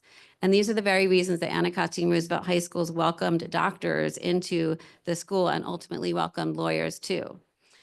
Moses Brown walked into the Anacostia High School School-Based Health Center this spring for a checkup and confided in the social worker that he hadn't had electricity in his home for months. They made a referral to us, and within weeks, the family had their electricity back on. So Moses could now do his homework at night. We also learned that they had poor housing conditions, including mold, that was triggering his asthma. And so we sued the private landlord in housing conditions court on his mother's behalf. We ended up settling that case for monetary damages, and the landlord moved the family to healthy housing. So now Moses was healthy, and he was thriving in school and is on schedule to graduate on time. So HJA urges you to restore funding for these full-time pediatric services for at the school-based health centers. And in particular, it's just $600,000 that's needed to restore the funding at these 2 high school health centers. These are vital full-service medical legal partnership pediatric clinics that community members in these two high needs and low resource communities have come to trust and rely on every day. Thank you. Chrissy? Good morning. I'm going to ask everyone to meet me in a dream scenario. You're looking for a new doctor and you find out that there's a full service primary care clinic right in the building where you spend most of your day. You can be seen really quickly. All the appointment times are convenient for you. Everything is free, no matter your insurance, and you always leave feeling like the team listened to you. In fact, it feels like the team actually cares about you. Sometimes it's the little things like reminding you of your upcoming appointments, filling out forms without hassle, making sure that you're up to date on all your vaccines. But other times it's really big things, like when your insurance suddenly goes inactive because of a typo. And the social worker makes sure it gets fixed before you have to miss any of your diabetes appointments. Or when they connect you to a grief counselor who really helps you after you tell them that you haven't felt like yourself ever since your little sister died. Or when they work with a group of lawyers to get your landlord to remediate the mold that is making you and your whole family sick. But the really wild part, they're there for the happy stuff too. Like when you need a form filled out stat because you got off the wait list for an amazing travel opportunity at the very last minute. Or when they remember your birthday and decorate an exam room so your physical kind of feels like a surprise party. Or when you can reassure your newly pregnant friend that she won't have to go all the way across town because the building clinic has a certified nurse midwife for full prenatal care. Or when you don't need one single thing, but at least they give you a snack before they send you back on your way. Now, imagine that you're 15 and you go to one of the 7 DC high schools with a school-based health center in it. This dream healthcare scenario is your reality until fiscal year 25, when your access to these crucial services is cut by half, and a proposal for fiscal year 26 threatens to cut the funding for this healthcare model altogether. Councilmember Henderson, I'm here today with the hope that the upcoming budget will restore funding for full-time services for the school-based health centers, and in particular, the clinics at 2 of the schools with the highest concentration of need, Anacostia and Roosevelt High Schools. I'd ask you to consider that when school-based health is at its best, its impact is least apparent in a simple data analysis. We can't count the number of ED visits for asthma that never happened because a school-based health center helped a family keep their adolescent's asthma under control. There's no way I can calculate what the cost to the city would have been if that young person hadn't received the mental health care they needed before they went into crisis. And who knows the number of new cases of type 2 diabetes that would have occurred if adolescents didn't have access to screening and counseling. What we do know is that this low barrier, high quality preventive care works, and this small program can impart meaningful impact when fully funded. Thank you. Ms. Ruiz. Good morning, Chairwoman Henderson and members of the committee. Thank you for the opportunity to testify today. My name is Fernando Ree, and I'm the Home Visiting Director at Mary Center, who implements the Healthy Families America and Parents as Teachers programs, a member of Under 3 DC, and a ward resident from Ward 5, a district resident from Ward 5. I'm here to request that the current funding structure for community-based organizations implementing home visiting services is maintained in fiscal year 2026. Specifically, DC Health has communicated to us they plan to issue a new RFA for fiscal year 2026 to fund 3 awards for $350,000. This new funding structure would mean a reduction of $1.1 million or 80% of our current funding. In other words, we would need to terminate approximately 16 staff members and discharge roughly 82 families. Some of our home visitors are here with me today. When we shared these concerns with DC Health, they responded that our program is not at capacity and that families could be transferred to other home visiting programs at Mary Center. While it is correct that our program is not at full capacity, I think context is very important.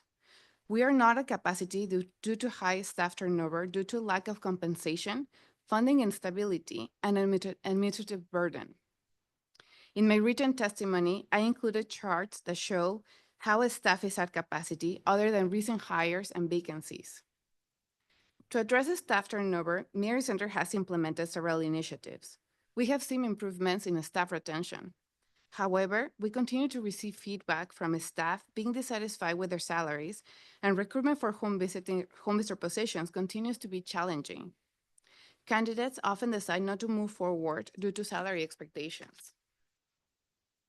Funding instability has been another factor to program capacity. In fiscal year 2022, our funding was 1.9 million. And this fiscal year, we're funded for 1.5. Our funding this year did not allow us to budget for cost of living adjustments or to include ongoing training for our staff. Recently, we informed our team about the potential 80% reduction in funding. We believe transparency is important. This news was disheartening, and it has impacted the team morale. We have already experienced the first turnover of one HFA home visitor due to the uncertainty, impacting program capacity. The funding changes also impact families. A reduction of funding of 80% will also mean a discharge of roughly 82 families. Families who sign up with the understanding that they were enrolling in a long-term program. Unfortunately, we will not be able to transfer many of these families into one of our other home visiting programs due to eligibility criteria and their own program capacity. Most of the families enrolled in HFA and PAT are postnatal, and some reside in wards 4 and 5, making them ineligible for other home visiting services. My written testimony expands on my testimony here today.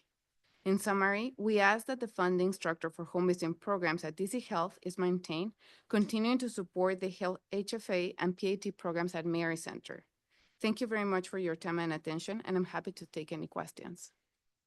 Thank you. Thank you to this panel of witnesses. All right, let me ask some follow-up questions. Okay, Mr. Blanco, you mentioned that there was some sort of report that was done on APOT with recommendations. Can you share that with us so we know what the recommendations were?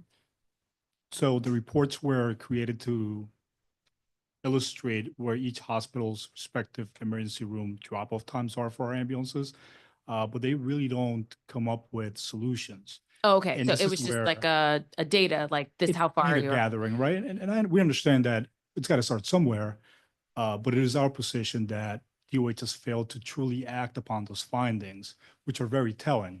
Our citizens very vulnerable are waiting a long time on ambulance stretchers.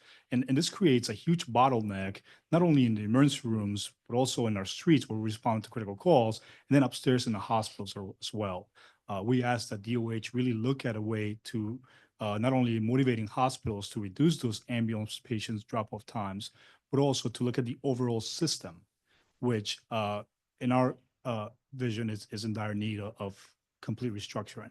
Okay. I know this has come up before. Chief Donnelly has talked about this. And so the question is, what is his conversation with Director Bennett? But also, when we've had other issues with hospitals, I've found DC Health in the past to be sometimes apprehensive to engage, Sure. where they don't have direct money stake, if that makes sense. So like UMC was different because we were funding it completely. They would say, we have to sort of tread lightly with our private institutions. But I don't necessarily see it that way. You're the public health agency. You have oversight over the hospitals, and this is part of the public health piece. If there's an ambulance who's having to wait 45 minutes to an hour to have a patient transferred, that's how many calls that ambulance is not able to address out in the community. So we'll follow up with DC Health on that. So thank you for being here. Ms. Barrison and Ms. I know, but I want to say it right. Oh, okay. Jatu? Okay. Thank you for being here in your testimony of those school-based health clinics. I know DC Health has been sort of in this evolution of trying to figure out how best to do it, right? We've looked at the data in terms of utilization, and I know that you say that the data doesn't necessarily tell the whole story. But if we're paying for a health center to be open, 5 days a week and only 2 students go, then I have to look at that in comparison to what happens across the others. The utilization at the 2 schools that you talked about aren't bad. They are less than some other high schools, but that could be definitely attributed to student population, right? The other high schools who have higher utilization, they have more students on their campus. There is $600,000 in the budget for school-based health services, we've asked DC Health what their plan is. So this past year, they said, let us reevaluate, let us come up with a plan. Now we need the plan. We asked for that. So we'll talk to them about that in a week when they come to testify as well. But thank you for being here. And, you know, Ms.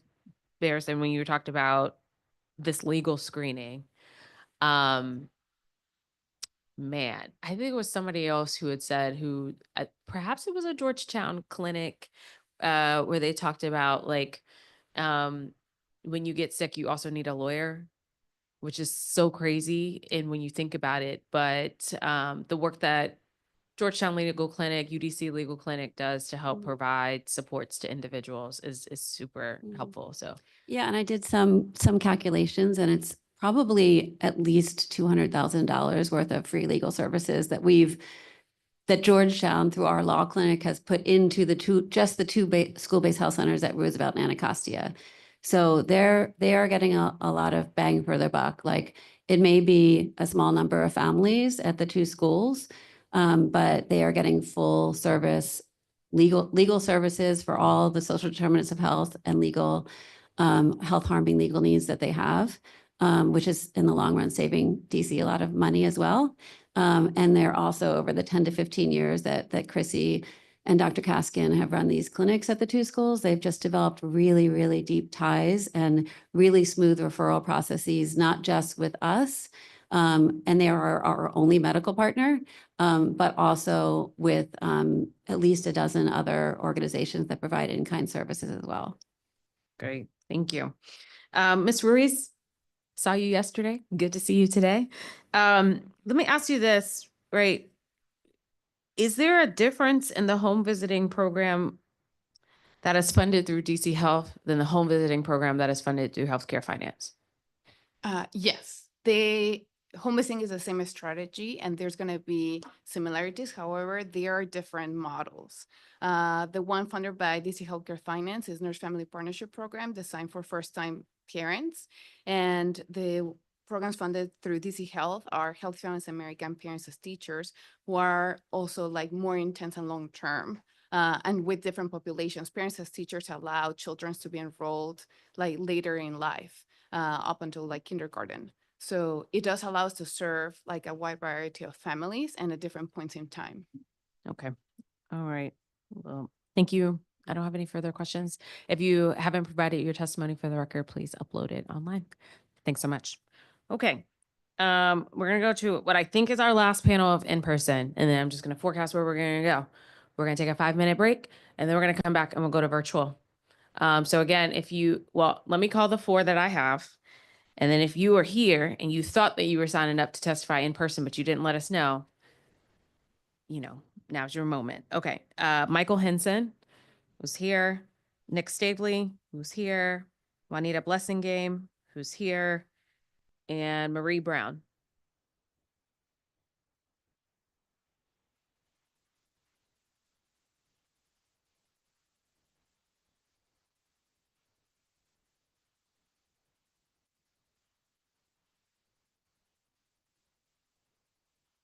All right.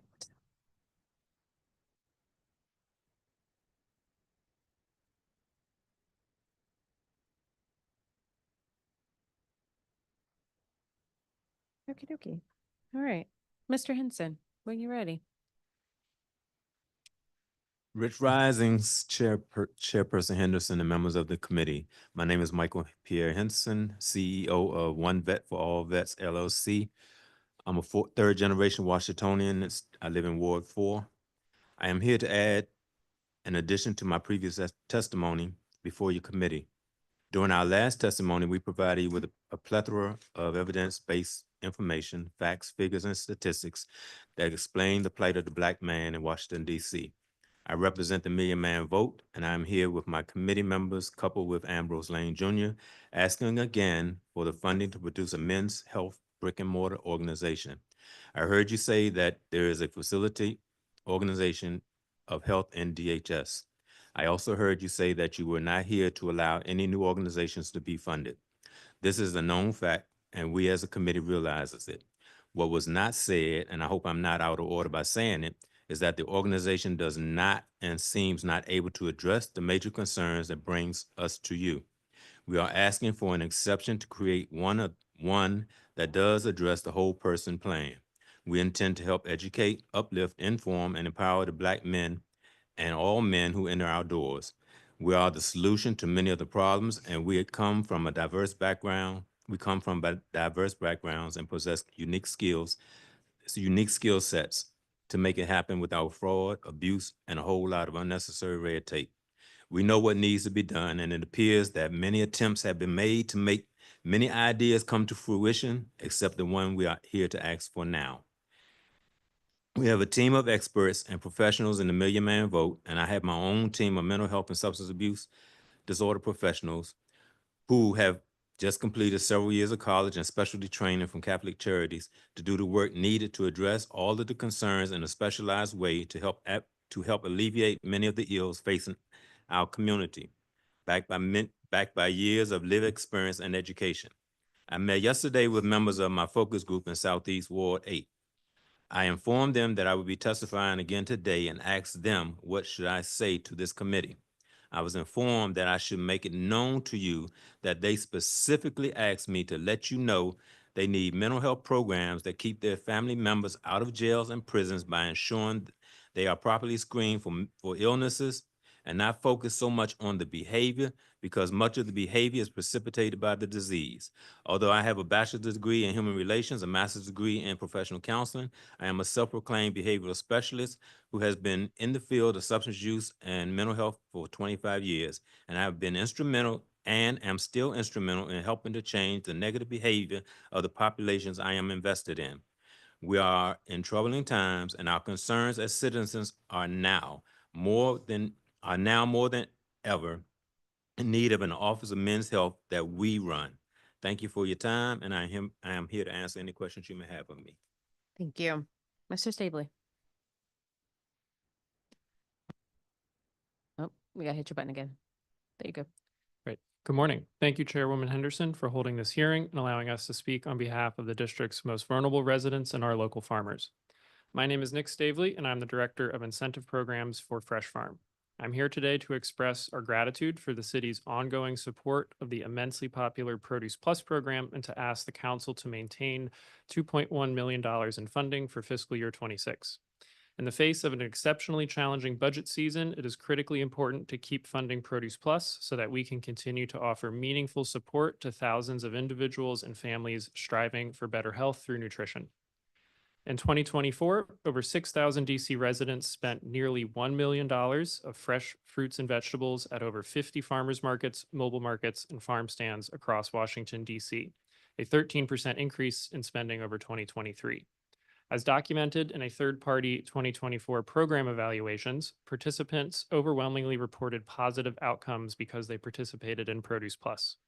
98% of survey respondents said because of Produce Plus, they ate more fresh fruits and vegetables, and they also felt healthier overall. Despite our successes in previous years, we have not been able to serve all the residents who want Produce Plus due to funding constraints. Based on a funding increase for this current fiscal year, we are now better equipped to meet the immense demand for Produce Plus, and it is incredibly important to maintain this level of funding going forward so that future residents are not left out of the program. As we start the 2025 season, we endeavor to serve as many district residents as possible, knowing that DC residents face continually increasing rates of food insecurity and external pressures. But we are not asking just for ourselves here today. As you heard earlier this morning, DC has an entire network of innovative food access investments supported by the council.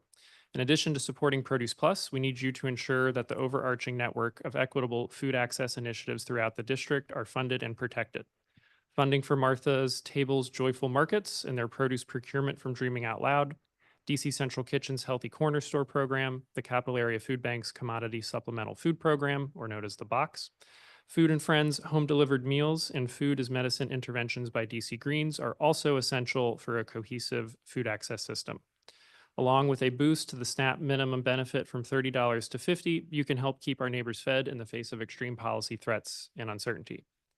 By addressing food insecurity, creating new revenue streams for local farmers, and improving perceived health outcomes in underserved populations, Produce Plus exemplifies how targeted nutrition incentives can transform lives. Supporting Produce Plus, along with the rest of the city's investments in nutrition and food access, will maintain DC as a nationwide leader in health.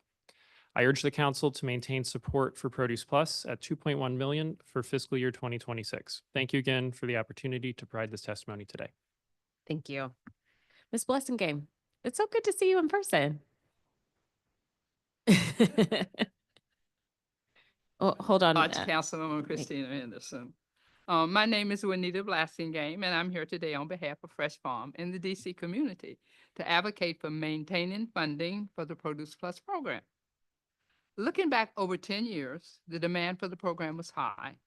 We were still using paper vouchers and would always run out before servicing everyone. There were not many locations that distributed the vouchers, and then only on Saturdays, further reinforcing transportation in time, which are known barriers to accessing fresh and local produce. What is consistent about Produce Plus 10 years later is a need and focus on serving low-income DC residents who often reside in food-insecure areas. Produce Plus also increases access for those whose income isn't low enough to qualify for federal benefits like SNAP and Medicaid, but it's still not enough to afford all of their necessities like food. In 2024, we received over 13,000 applications to the Produce Plus program and had a wait list of nearly 5,000 individuals. The program's demand is evident, especially in wards 5, 7, and 8. So far in 2025, we have received almost 13,000 applications again. We are working hard to serve more residents this summer than in previous years. DC residents get the benefit of nutritious food without having to go to a farm because the markets are located in their neighborhoods.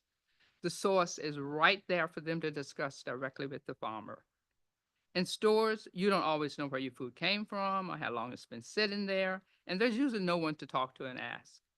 The food at the farmers markets are fresh and local, and the taste is different from the food at the store. And our community looks forward to coming to markets. It's the socialization of coming to the market, especially for our seniors. It's an outlet to get out of the house and pick up some good, nutritious, and affordable food. Some folks will stay 2 and 3 hours even if they are not shopping. This also helps small businesses like farmers to be able to feed their families. So it all comes full circle.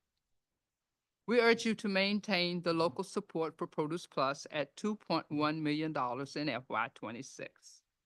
Produce Plus is a critical service that thousands of district residents rely on. Your support will strengthen our community and local businesses. Thank you. Thank you. Ms. Brown, good to see you. Thank you. Good morning, at-large council member Christina Henderson. I am Marie Brown. I'm a lifelong DC resident, and I appreciate the chance today to discuss the impact of Produce Plus program for both myself and many other DC residents. 9 years ago, I started working as a market champion and also began shopping as a customer with the program. Produce Plus plays an important role in supporting food insecure individuals and families, particularly our seniors who are passionate about helping. Helping seniors to sign up and attend farmers markets not only improves access to fresh local fruits and vegetables, but also encourage social gatherings. The markets foster a sense of community, allowing people to connect, make friends, and keep each other informed about what's going on. Farmers markets also provide a variety of education. You can experiment with different ways of eating, especially through cooking, demos, and tastings.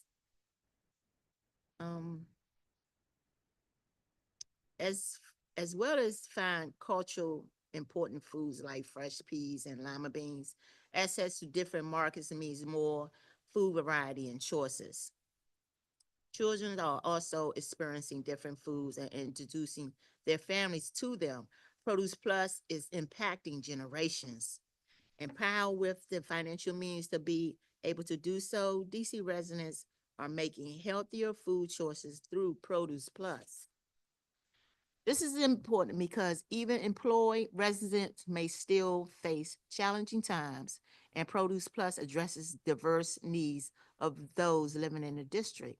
In 2024, we received over 13,000 applications and had a wait list of 4,700 residents. And the demand for Produce Plus is evident, particularly in wards 5, 7, and 8. So far in 2025, we have received almost 13,000 applications again. We are working hard to serve more residents than previous years this summer. We urge you to maintain support for the Produce Plus at $2.1 million for the fiscal year 26. It is a vital and improving resource for the DC residents. Thank you for your time and your consideration. Thank you. Thank you to this panel of witnesses. Mr. Henson, good to see you again. Saw your coalition on Monday at the DBH hearing, I believe. Although what is time? I think it was Monday. It was Monday. Great. It was Monday. There's been a lot of hearings that have gone on, but thank you so much. We'll have to see as we sort of go through the process. Nick, good to see you. Appreciate it. And thanks for all the work that you guys do in terms of Produce Plus. Let me ask two different things. Okay, so the funding for 2.1 for Produce Plus is already there, but that's separate and apart from the SNAP incentive funding, correct? Yes, that Alex mentioned Yeah. earlier. That's correct. Okay, so the 100,000 for the SNAP incentive, that would be, is that 100,000 per org or divided amongst the two of you? For the SNAP, I believe we could definitely put both to use. I'll say that for the record. But yes, we're in a similar situation as are hundreds of other grantees across the country. The USDA is currently sitting on like $36 million for the nutrition incentive programs. Those future funds are not released. There's no information about the opportunity to apply for those, which would normally have been already sorted months ago. Our existing grant that covers SNAP incentives for farmers markets was slated to end this August, but we received a no-cost extension for one additional year. That just gives us more time to try to stretch out and squeeze the remaining funding that we have left. So if we were able to dedicate more funding to SNAP incentives in the district, 100,000 for the Healthy Corner stores would definitely be put to very good use by DC Central Kitchen.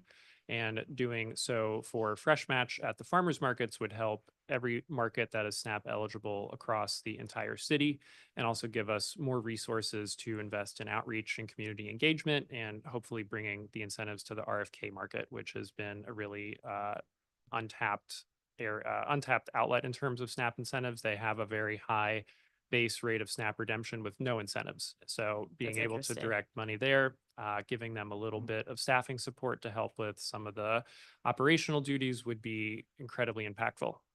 Okay. Is there any local, I don't think we have any local funding on the SNAP incentive right now. That's correct. All right, so this would be, I guess, filling a gap. Absolutely. Yeah, this is complete. We would be replacing federal money that's currently up in the air. Okay. Now, both Miss Brown and Miss Blassingame, you said in your testimony that you guys have already received about 13,000 apps Yes. already. So I guess, Nick, you couldn't tell me what the wait list is going to look like yet. Not quite, based on the increase in funding, which we're incredibly appreciative of. We're going to be approving more people than we have previously. It's based on, as we get better at administering the program and approving more people earlier, more people get more cards earlier and start spending earlier. And even though historically there have been really good redemption rates with at least 60% of folks spending more than 80% and a third of people spending 100% of those rates, I think with the overall uncertainty from federal cuts and increasing food insecurity, the redemption rates are going to increase. Like it's what has been a really important resource for many and what is like a nice way to get connected to markets for some. I think it's going to become a more important resource, and I think we're going to see higher redemption rates. So if we had, 8,000 people approved and that resulted in this much money. If more people are spending more earlier, the same amount of money, we could only ostensibly approve like 7,000. So like the equations of how many people we can serve with the amount of money, we have to adapt to like the current needs and what other folks are also responding with and using their Produce Plus funds more judiciously. Okay. All right. Thank you all. I don't have any further questions. If we do, we'll certainly follow up. And yeah, if we don't have your testimony, please make sure you upload it for the record. Thank you. Okay, I think we have, I know I said I thought this was the last panel, but Neil's here. Did you want to testify? You could also submit it for the record, but it's up to you, but you're here.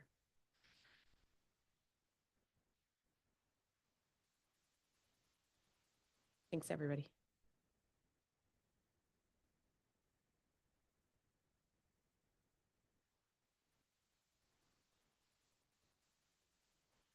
Okay. Okay. All right. Yeah. Yeah, you're standing right in front of the camera. That's okay. It's fine. All right. And then for those who are watching online, after Neil testifies, then we'll take our 5-minute break. Thanks, Nick. All right. Neil, when you're ready. Good morning, Chairperson Henderson and members of the Committee on Health. My name is Neil Richardson. I serve as the coordinator of the DC Coalition on Long-Term Care. The coalition is a 30-year alliance of consumers, advocates, and healthcare providers committed to ensuring that low-income DC residents with chronic conditions and disabilities can age safely with dignity in their communities, supported by high-quality, long-term care service. I want to also really thank your staff, Councilperson Henderson. They've been fantastic. Also, Dr. Bennett's staff has been really fantastic and pretty forward working with us, and we appreciate both staffs. I bring to this role decades of public policy and strategic planning experience, including service under 3 district mayors. I was the founding director of continuing education at the University of the District of Columbia, and I served as deputy director at DC Appleseed. As a lifelong resident of DC, my family's been here for more than a century. I'm really proud to call Ward 1 my home, and as an advocate of aging residents. The district faces a deepening crisis in our long-term care workforce, and I know you know that. There's low wages, there's an increased demand for care, and a lack of training infrastructure are converging to threaten the very system that allows our older residents and people with disabilities to live with independence and dignity. This is not just a workforce challenge, it's a public health emergency happening in slow motion, and it's a ticking time bomb. While we recognize the fiscal pressures on the city, including reductions in federal funding such as FMAP, possibly, we believe that now is the time for action, not retrenchment. That's why the coalition urges the council to fully fund and implement the Certified Nursing Aid Amendment Act 2024, which mandates wages at 120% of the district minimum wage. The fiscal impact statement projects that this will cost approximately $90 million over 3 years, less than 0.5% of the district's $23 billion budget. 2 facts just really underscore the urgency. This law has already been enacted. It's got to be implemented, though. The crisis is worsening. These caregivers are not optional. They're essential to our healthcare system. So, as the city weighs proposals to spend hundreds of millions of dollars on a football stadium, we must ask, what are our priorities? Should we fund entertainment for billionaires or essential care for our elders, many of whom face housing insecurity, hunger, and chronic health conditions? Now, if the numbers add up and this is a good deal for the city and we need the stadium and it pays dividends to us, then we request that a net portion of the revenue be set aside to strengthen our long-term care and senior citizen sector.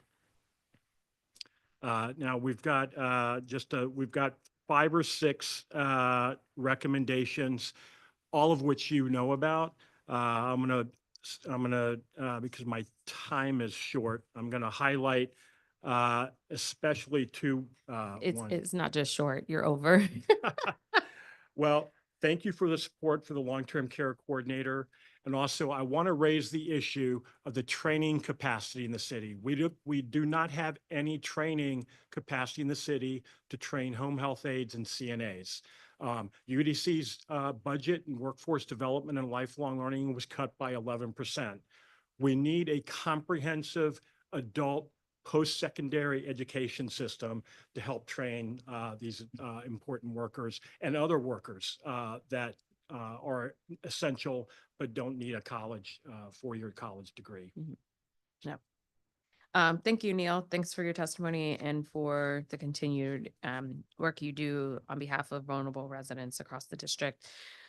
We heard some testimony from from the long-term care coalition yesterday with the Department of Healthcare Finance. So we had some conversations about direct care worker benefits and the training programs. We're trying to work with folks to just make sure like some of the easy lifts of informing folks when a test will be available and where that will be and how many seats are gonna. And so we're trying to work through some of that to help get more folks certified and through the program. And also trying to think more creatively about how we use other workforce dollars, whether it be with the Department of Employment Services or the Workforce and Investment Council, to start funding these programs to help, provide the training certification for the workforce that we need, and are going to need more of as we go down the line. But I don't have any specific questions for you, but thanks so much for being here today. Thanks for being chair of this committee. Thank you very much. Thank you. All right. So we're going to take a really quick 5-minute break, and then we're going to turn to our virtual witness list. So we'll be back in 5.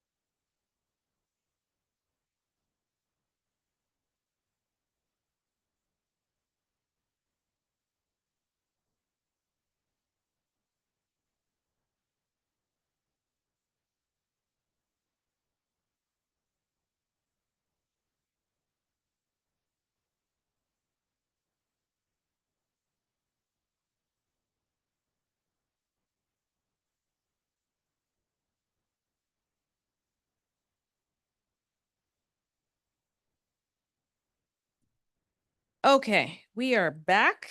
All right, we're gonna do this next panel, truly hybrid. So we have one person who's in person, and then we're gonna call some of our virtual witnesses. If you're joining us virtually, you have to affirmatively accept our invitation to become a panelist. We're gonna start with 7 and see what we get to. All right, Chris Bradshaw, Dreaming Out Loud, Ben Oldfield from Unity Health, Kashara Thomas from Joseph's House, Victoria Roberts from Community of Hope, Carter Ramy from Joseph's House, and Millicent Everett from Women's Collective, although I don't know if I've already seen her, but we will see. So there will be like a little panel that pops up on your screen to say, now's your turn to become a panelist. But let me just see really quickly where we are. Hold on.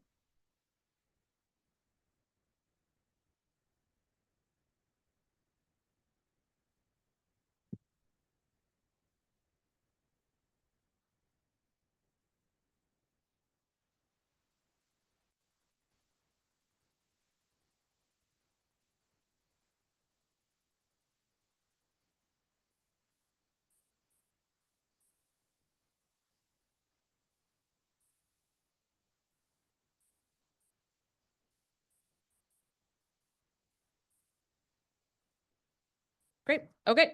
Max, when you're ready. Great. Hello, Councilmember Henderson, staff, Committee of the Health, and DC Department of Health staff who are maybe listening in.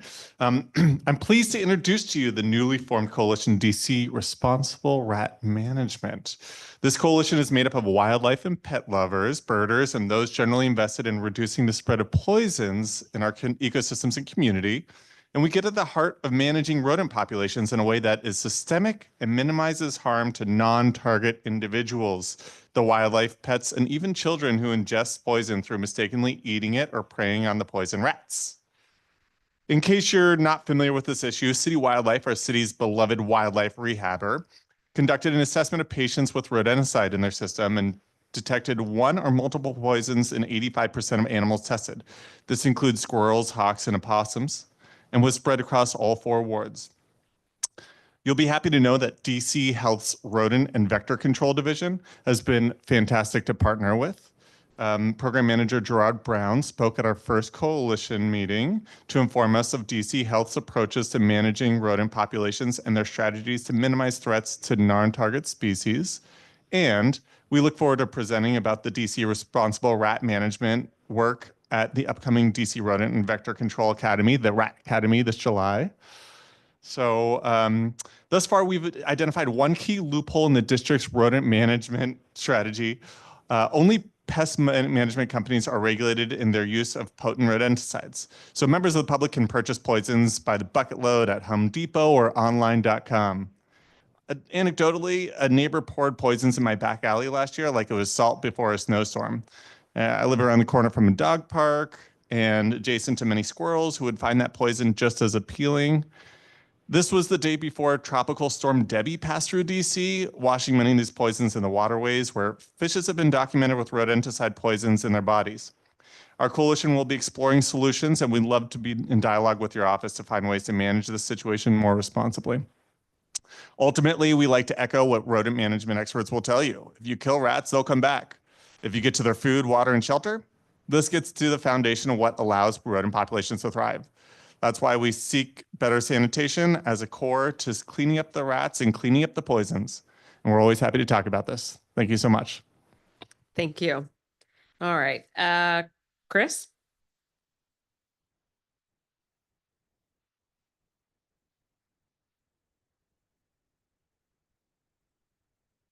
Chris, if you're speaking, you're on mute.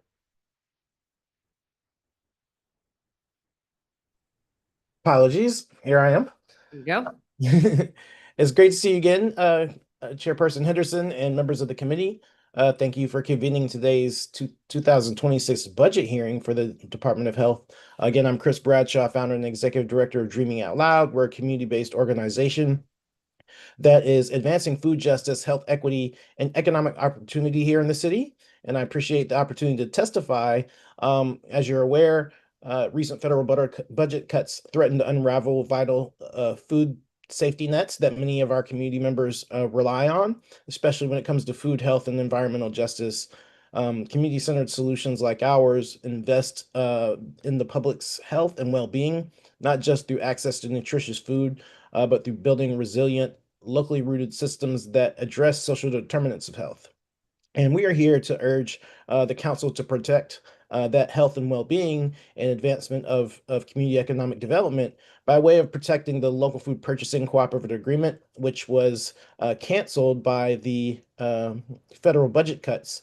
That program, in partnership with both Martha's Table, Department of Health, as well as Capital Area Food Bank, helps us to serve more than 9,450 farmers market, yes, at joyful markets, as well as 6,500 seniors through healthy, nutritious food that is sourced from not just farms that Dreaming Out Loud operates within the city, but across the region.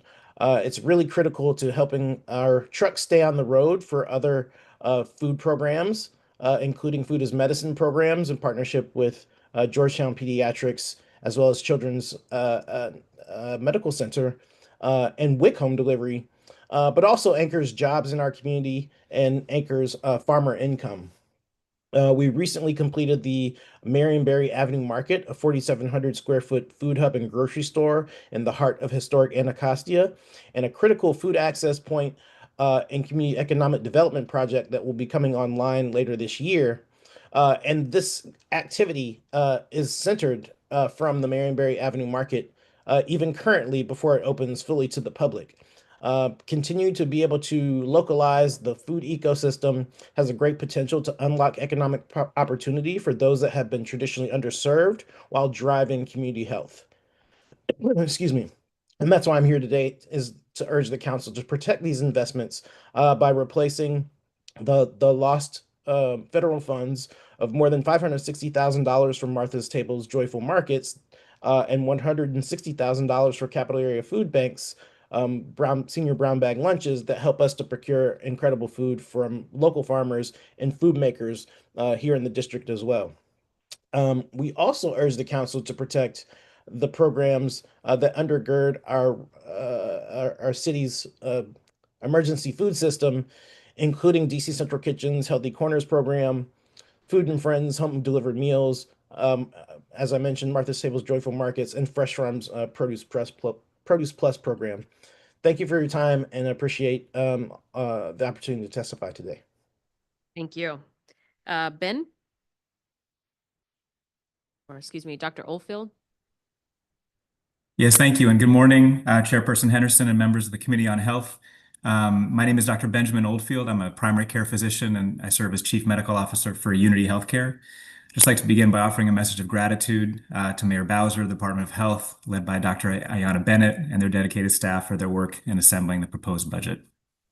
Just by way of background, Unity is a federally qualified health center. It's the largest community health provider of primary and specialty care in the district, serving approximately 76,000 patients annually. Our patient population is notably diverse. 90% of our patients identify as people of color. In terms of coverage, 10% of our patients are uninsured, 61% are on Medicaid, and about 8% are in the Alliance. Despite the district's robust, high-quality infrastructure of health providers and the second lowest uninsured population in the nation, DC remains a tale of two cities with glaring disparities in economic status and health outcomes.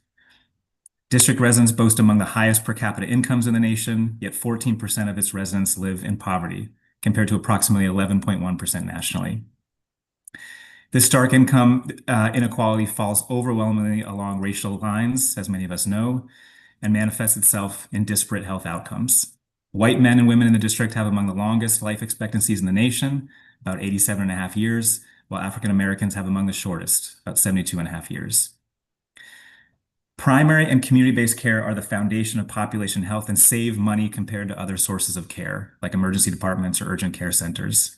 Without sustained investment in and support for primary care, health outcomes will certainly deteriorate, and costs will rise accordingly as conditions go undiagnosed and worsen, requiring more acute treatment. So during fiscally challenging times, like the ones we find ourselves in, primary care remains the best investment of public health dollars. As Unity's new chief medical officer and a physician board certified in addiction medicine, I'm particularly focused on Unity's role in treating substance use disorders. I see daily how outpatient SUD treatment can save and transform lives.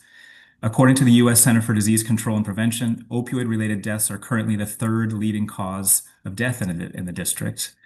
Even with budgetary constraints, every effort should be made to address this crisis. As one of the largest providers of behavioral health and SUD services in the district, notably through the services we provide in the DC jail, Unity is working to increase access to comprehensive SUD treatment for individuals. As part of our innovative program, once released, individuals can continue their treatment program in one of Unity's community health centers.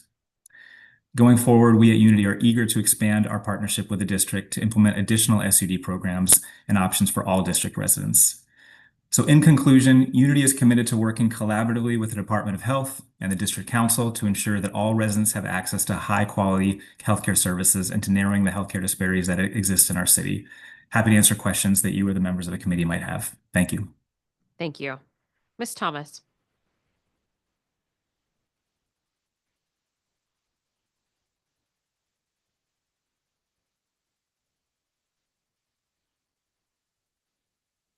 Kashara, if you're speaking, you're on mute.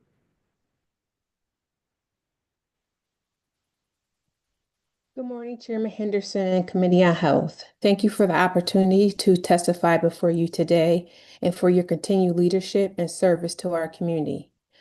Here to respectfully urge you to prioritize funding for Joseph House in the upcoming FY26 budget. Community-based organizations like Joseph House are the backbone of our neighborhoods, providing essential services such as housing support, development, violence prevention, food security, mental health support, and end-of-life care to the individuals experiencing homelessness. Joseph House is uniquely positioned to deliver results because we are rooted in the communities we serve. The clients we serve come from wards 5, 7, and 8. We understand the cultural, logistics, and economic realities of our residents, and we meet people where they are, with trust, compassion, and commitment to their well-being. In many cases, we are the first and only line of support for vulnerable populations. Last year, we provided transitional housing to 20 individuals, as well as medical and non-medical supportive services to 23 individuals that reside outside of Joseph House. Our clients are too well to remain in the hospitals, but too sick to return to shelters or the streets. The majority of our clients we serve are aging with HIV, SUD, mental health, and some diagnosed and some not, uncontrolled diabetes and hypertension and cancer. Notably, 90% of our residents complete their scheduled treatment plan. 80% of our residents and community members achieve or maintain viral suppression, and 100% were connected to primary care, mental health, and other specialty providers. Our team accompanied and coordinated over 2,400 medical appointments. This level of care would not have been possible without the support of the Council and HOSTA. Your investment is just not a funding program. It's funding prevention, stability, and long-term community resilience. Every dollar spent supports real outcome, decreased hospitalizations, fewer evictions, safer streets, healthier and stronger communities. We ask that you not only maintain our current funding of $400,000, but also consider expanding support to $550,000 to meet the growing needs of our community. This is not an expense. It is a high-term investment in the people and communities we all serve. Thank you for your time, your dedication, your consideration of this vital request. I'm happy to provide additional details or answer any questions. Thank you. Thank you. Victoria Roberts.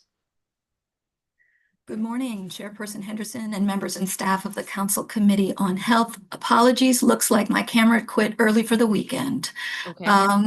My name is Victoria Roberts. I'm the Vice President of Health Services at Community of Hope. COH provides medical, dental, pharmacy, and emotional wellness services, along with a robust set of maternal and child health programs at our 3 health centers. I'm here today to discuss concerns we have about the potential impact of a proposed reduction of $2.1 million to the Family Health Bureau. Grants from this bureau fund 3 critical programs at COH, supporting patients during the perinatal period and early childhood. First is the preterm birth reduction grant. In 2023, COH was awarded a 3-year preterm birth reduction grant by DC Health, which supports the implementation of our Centering Pregnancy program. Through Centering, we provide enhanced clinical prenatal visits that incorporate health education, peer support, and connections to other services. More than 75% of our centering participants live in wards 5, 7, and 8, and the preterm birth rate for our centering patients is 8.7%, which is slightly lower than COH's already low overall rate of 9.6% and much lower than DC's preterm birth rate of 10.8%. The second grant is our home visiting grant. We provide a Parents as Teachers program with DC Health grant dollars, and all of our 84 participating families live in wards 5, 7, and 8 or are experiencing homelessness. Most of these families are facing severe challenges such as housing instability, intimate partner violence, intergenerational trauma, and economic challenges. Home visiting models such as ours have been proven to reduce infant mortality, prevent abuse and neglect, strengthen parental bonding, and prevent developmental delays. The third grant of concern is Healthy Steps. We are a new Healthy Steps grantee, and we are adding this evidence-based interdisciplinary pediatric program to our other perinatal services at our Family Health and Birth Center. And this will ensure that we are addressing developmental delays and/or mental health concerns, getting children to complete their pediatric care on schedule, and providing additional social service needs. This proven program meets families at their doctor's office where they are most likely to be receptive to support and early intervention. We value our partnership with DC Health in promoting health and wellness for the youngest and most vulnerable district residents. We'd like to be clear that we would not be able to continue these impactful programs without these DC Health grants. On one additional note, we are also extremely concerned about potential cuts to the Safe Sleep program, which provides cribettes and safe sleep education.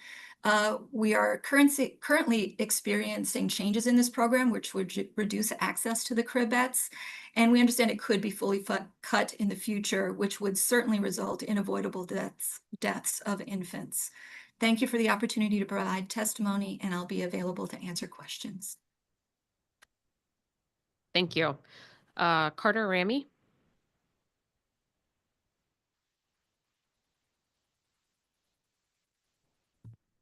Good morning. Thank you for providing me the opportunity to speak for Joseph's House. My name is Carter Ramy. I'm a behavioral health specialist at Joseph's House. I provide non-medical case management to our clients, both residents and former community members. Joseph's House is a medical respite and hospice for unhoused folks with HIV. We provide holistic care, supporting clients on their life's journey by honoring dignity, offering companionship, and promoting justice. Joseph's House was founded in 1990, and we've been supporting the community since. Many of Joseph's House clients have experienced homelessness, substance abuse, co-occurring medical conditions, and mental illness. We provide medical respite services, end-of-life care, and supportive services. We continue to support our clients after their medical respite stay, keeping them connected with our supportive services program. Joseph's House offers safe housing and 24-hour medical and personal care. We recognize the health disparities our clients face and the intersection between being unhoused and often people of color. We perceive a cycle that our clients are often trapped in. They have complex medical conditions that often disqualify them for certain programs to better their mental and emotional wellness, which they would be unable to remedy due to being unhoused. And this mental and emotional instability would only intensify their homelessness. As a holistic provider, we aim to address these concerns for mental and emotional well-being. We notice that clients have a history of substance abuse and are able to maintain their sobriety while at Joseph's House. Being able to manage their mental and physical health is a strong contributor to maintaining stable housing. And once they're housed, they are better able to maintain their health. Many of our clients are hesitant to access physical and mental health supports due to past trauma and mistreatment. Though while in our care, clients adjust and grow towards these services. We currently serve 25 unique individuals. Some are with us for end-of-life care, and others are living successfully, independently in the community. We come to you humbly requesting funding in the amount of $550,000 to be included in the budget to support our community and efforts this year. This funding will be used to keep our doors open and our program running effectively. The funds will be used towards staff salaries, program initiatives, resources for our clients, and so much more. We believe that living as normal a life as possible is important for our community and those living with HIV, especially those receiving end-of-life care. We coordinate outings and events for our clients so that they can engage in the community. These activities improve physical health, social development, and mental well-being. These outings and activities are part of the Joseph's House holistic approach to care, as they help individuals discover new interests, explore passions, and develop a sense of self. Together, we can better the lives of those we serve. Thank you again for your time and consideration. Thank you. Millicent Everett. Okay, I don't think she is here. And then I apologize. I meant to also call Michaela Guthrie, who had signed up for in-person but needed to switch to virtual. Okay. Michaela, if you're speaking, you're on mute. Hi. There you are. Oh, can you hear me? Yes, I can. Sorry. Okay. Go ahead. Apologies. I totally forgot. Go ahead.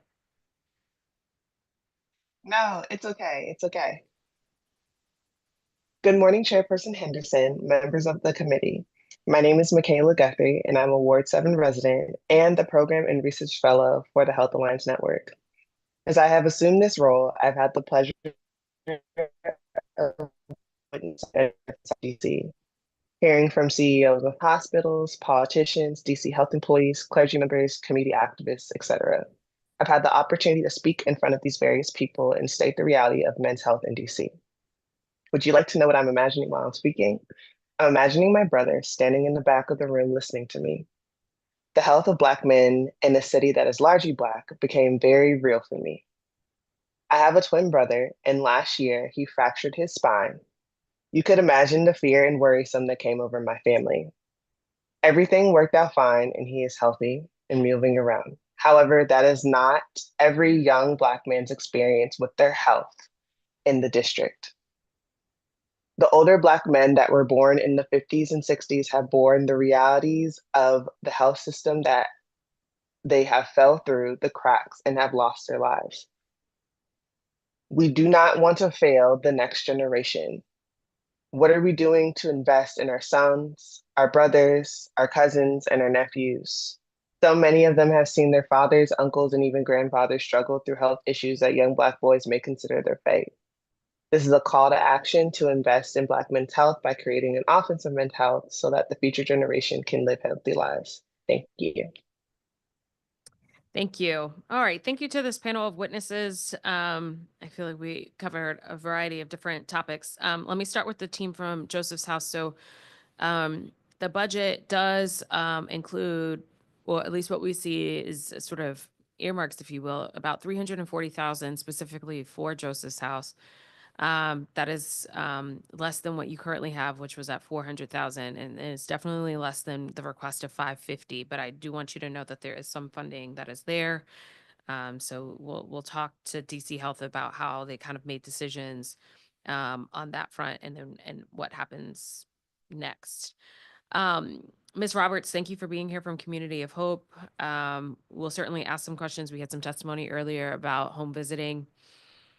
And so we're going to try to see what's happening there, or in the what are the next steps, but also around all of our maternal and perinatal infant health programs, especially the Safe Sleep program, which I know my colleague Brianne Nadeau has been a really big champion of that work. Dr. Oldfield, thank you for being here, for the work that you guys do at Unity Healthcare. We had a lot of testimony from FQHCs yesterday at Healthcare Finance about, the need for investing in community health centers and the continuum of care there. And Chris, we'll ask some questions about the local food purchasing cooperative agreement and how we can look at what does local backfilling look like when we have a program on the federal side that we know is super impactful to not just your organization, but a lot of organizations for which you all partner with as well. So thank you for being here. And Max, thank you for being here as well. Coalition for Responsible Rat Management. What was the name of that conference, or we call it RAC? The Rat Academy. Yeah, that's the colloquial name, but Okay. it's the Vector and Rodent Control Academy. Vector and Rodent Control Academy. Okay. Man, I learned something new every time I hold a hearing. It's good to hear that the DC Health Rodent team has been good to work with on this. And I think you raised some excellent points around, even that example that you gave of the neighbor who just kind of went crazy in the alley. I'm sure it was good intentioned. But when you don't recognize the impacts of the products that you're using, and then also you add a tropical storm onto that, it has a compounding effect. So I know rat management is something that a lot of neighbors and things like that are concerned about. I get emails about folks wanting us to more fortify their cans. These urban rats are special. And so I totally get that there, but we'll definitely ask some more questions to DC Health about that. So I don't have any specific questions for this panel. Thanks so much for being here, and we're going to go to our next panel of witnesses. Thank you. Thank you. Okay. Destiny Jasper, Demetrius Moody, Bridget Clayborn, Omar Muhammad, Veronica Sharp, Rachel Ellison, Robert Warren,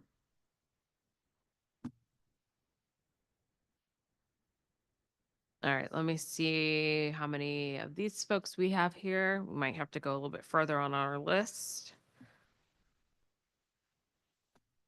Again, you have to accept our invitation to become a panelist. It'll be a little box that pops up on your screen.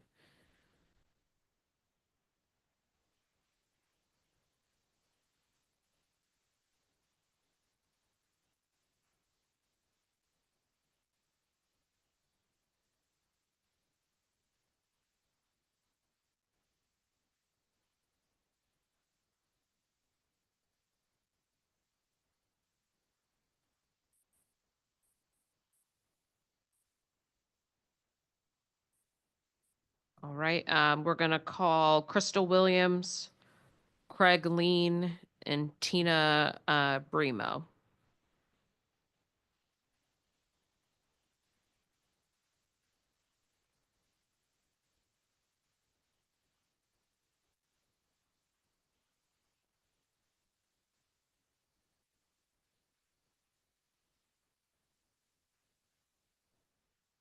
All right, Jabron Eubanks and Antionette Better. Those will be my final attempt to try to fill this panel out. Which council member? Okay, hold on, Umar. We're not to you just yet. Give us just a minute. Yes. Okay, is Demetrius Moody here?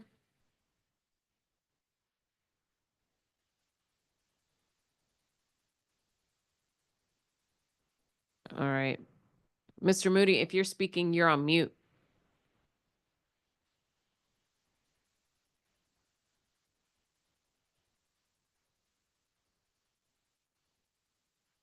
Mr. Moody? Okay, all right. Bridget Clayborn? Yes, I'm here. Can you hear me? Yes. Great. Thank you, Chairperson Henderson and members of the committee. My name is Bridget Clayborn, and I'm the Director of Strategy and Advancement at DC Safe. We serve a critical role in the city's public safety infrastructure as the only 24/7 crisis intervention agency for domestic violence. Last year, we served over 12,000 survivors through our emergency services, court-based advocacy, and shelter programs. This is actually our first time testifying at any oversight hearing for the Department of Health. We don't have a current funding relationship or a formal program partnership at this time, but we wanted to make clear for the council, especially at this moment, the critical link between domestic violence and health outcomes for district residents. Domestic violence incidents, and particularly escalated incidents leading to hospitalization, are up across the city. Domestic violence aggravated assaults increased by 100% in 2024. And since 2021, there's also been a 100% increase in the number of shootings and stabbings related to domestic violence brought into Howard University Hospital's trauma bay. In our direct work, DC Safe works with healthcare systems to identify and triage support for survivors, especially those at the highest risk for reassault or homicide. In 2024, we received 230 referrals from local hospitals, and we also offered training and support to the hospital-based intervention programs. We're also proud to have longstanding partnerships with primary care providers like La Clínica del Pueblo, Mary's Center, and most recently, the DC Primary Care Association. We also increase access to healthcare for survivors and families in the district through referral relationships. Last year, we made over 500 referrals to the DC Forensic Nurse Examiners, a nonprofit that's actually co-located in our shelter building, offering clinical exam space where their specially trained nurses help survivors identify and document injuries, but also discuss other serious health impacts of intimate partner violence, particularly the effects of strangulation, which is a form of abuse that's often downplayed and misunderstood by survivors that can lead to serious physical and psychological issues like traumatic brain injury, stroke, pregnancy loss, and even delayed death. Ultimately, the consequences of domestic violence are not just felt by survivors and their families, but across our community at large, including, as we've heard already today, many of the providers represented here, from folks doing food security work to providing HIV resources. Our collective work creates a comprehensive support network for survivors, and while our impact is strong because of our community ties, there is a serious need to enhance our partnerships. And of course, those partnerships take time and money to develop and maintain. We really look forward to working further with the Department of Health to hopefully truly formalize a trauma-informed and proactive response to domestic violence in healthcare settings. Thank you so much for your time, and I look forward to any questions. Thank you. Omar Muhammad?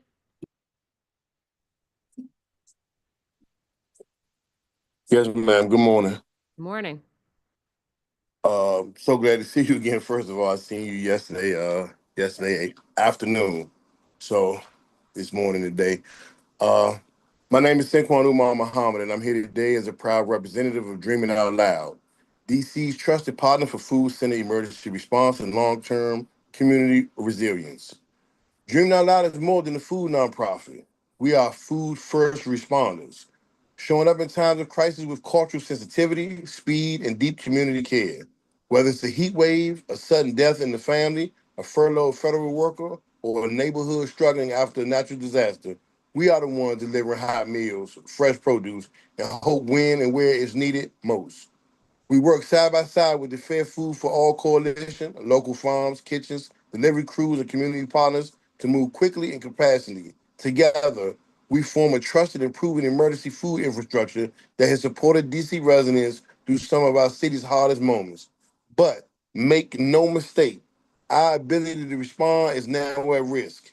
If the local food purchasing agreement, which is known as LFPA, funding is not renewed, the consequences will be immediate and devastating. We'll have to cut truck routes, slash delivery days, and reduce the number of fresh produce boxes and how meals reach your families, seniors, churches, mutual aid hubs, and schools. Communities east of the river, already grappling with systemic disinvestment, will be hit the hardest.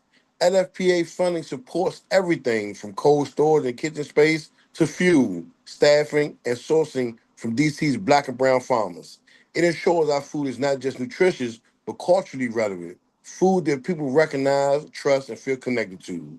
If that pipeline is disrupted, it doesn't just hurt Dreaming Out Loud, it undermines DC's broader public health goals, racial equity efforts, and community trust. So I'm here to ask you directly the following things. One, will you commit to preserving or replacing LFPA funding in the FY 2026 budget? Two, will you invest in the infrastructure and community partners who show up when no one else does? With sustained funding, Dreaming Out Loud can scale mobile food hubs, expand our farm brigade, and build an emergency food workforce rooted in DC neighborhoods. We can meet the next crisis with strength, not scarcity. In moments of uncertainty, Dreaming Out Loud is a partner you call, and there's nothing we can't do when it comes to food, to care, and to community if we have the council support. Thank you for your time and for your commitment to equity and dignity in our food system. Thank you. Demetrius Moody. Yes.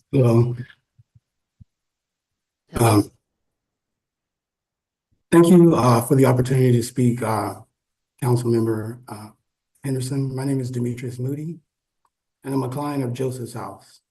I'm here to advocate for. I'm sorry, I get a little emotional on this. I'm sorry. I'm here to advocate for the support of the financial. Excuse me, I'm sorry. Let me try this one more time. I would like to advocate for the financial support for the funding for Joseph's House.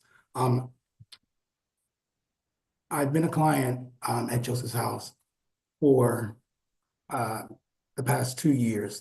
In 2019, I lost my partner, and he received the love and care that Joseph's House so graciously granted to him, even to his last moments here on this planet.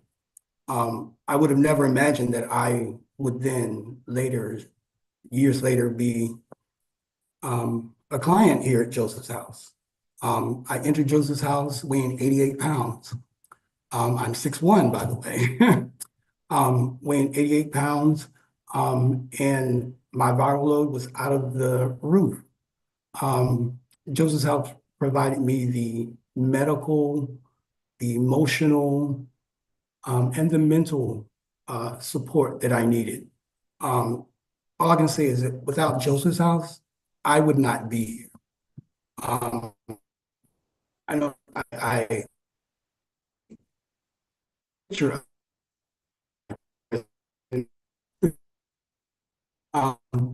and it simply shows how I entered Joseph's House just shy of 26 months ago, and the way I look today. I strongly encourage you, I plead with you, that you support and continue to support the funding for Joseph's House. Thank you so much for the opportunity to testify. Thank you. All right. I think I'm looking again. I think the next group of folks still aren't here. All right, Tina is here. Tina Brimo. Thank you. Good morning. My name is Tina Brimo. I am from DC Action, and I'm sorry I got a little teary with the last testimony, Mr. Moody. I'm from DC Action, and I'm here to present a testimony of Dr. Elizabeth Ireson. Dr. Elizabeth Ireson is a board-certified general pediatrician at Washington, D.C. in DC, and is a resident of Ward 3. I'll start reading it from her perspective now. I'm writing on behalf of the DC chapter of the American Academy of Pediatrics, for which I serve as advocacy co-chair. The DC AAAP is the Washington, DC chapter of the National AAP and represents over 450 local pediatric healthcare providers. As a primary care pediatrician, I'm lucky to work in a clinic with a robust integrated Healthy Steps program. I greatly appreciate DC Council's prior investments in Healthy Steps, and am writing today to urge the Council to maintain its $1.39 million in DC Health grants for Healthy Steps across the full 4-year financial plan. In my clinic, I work with a Healthy Steps specialist, a mental health professional with expertise in early childhood development and perinatal mental health, as well as a coordinator who assists with families' social needs and referrals to early intervention programs. In all of our well child checks, we screen for developmental delays, mental health concerns, and social drivers of health, such as food or housing insecurity. For one of my patients, our Healthy Steps team became an essential, trusted resource in a difficult situation.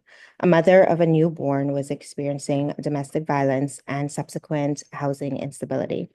This mother was able to meet our Healthy Steps specialist during the baby's first visit at our clinic. The Healthy Steps specialist, in collaboration with our social work team, spent hours over multiple visits listening to the mother, supporting emotional coping, and providing tangible housing and safety resources. The mother felt a deep connection with the Healthy Steps team and maintained good communication with them. A pediatrician alone would have not been able to provide such time-intensive support, as we typically only have 15 to 20 minutes to address all aspects of the child's health. Due to our close partnership, the Healthy Steps specialist could easily loop in a pediatrician team member when mom brought up medical concerns. This mom and baby are still navigating challenging circumstances. Thanks to the mother's commitment to her child and our Healthy Steps team's commitment to this family, the baby is healthy, happy, and meeting all of their developmental milestones. In addition, I can think of several newborn patients whose parents struggle with postpartum depression or anxiety. Having a newborn baby inherently means having a lot of doctor's visits. It is so valuable for these families to be able to access mental health support from our Healthy Steps specialists in the same appointment as their baby's checkup. The Healthy Steps team also provides diapers and wipes, anticipatory guidance on baby care, and resources for promoting baby's development. When DC families have access to Healthy Steps professionals at their pediatrician's office, it provides such an important boost in setting their child up for success. Thank you for your time. Thank you, Tina. Gibran?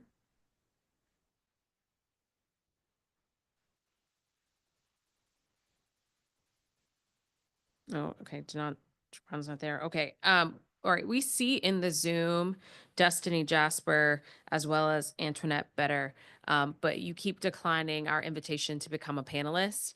You got to accept our invitation if you do want to testify. So we're going to send it again. I'll just wait a second and to see if you guys will accept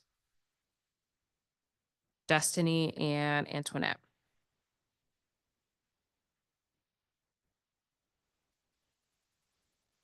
Okay. All right. I think Antionette did accept.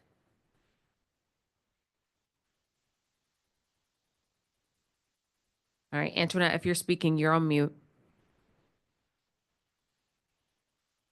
Finally. Hello. Hello, I'm here we are. sorry. I was trying to figure out how to get it on here. I had to pay for it. I'm sorry. I have to bring up one moment. I'm sorry.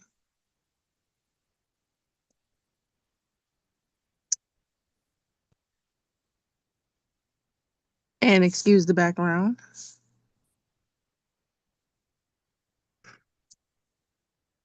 Are you getting my testimony up? I'm sorry. It's okay. Take your time. Thank you. All right. Good morning to you all. Well, going on afternoon.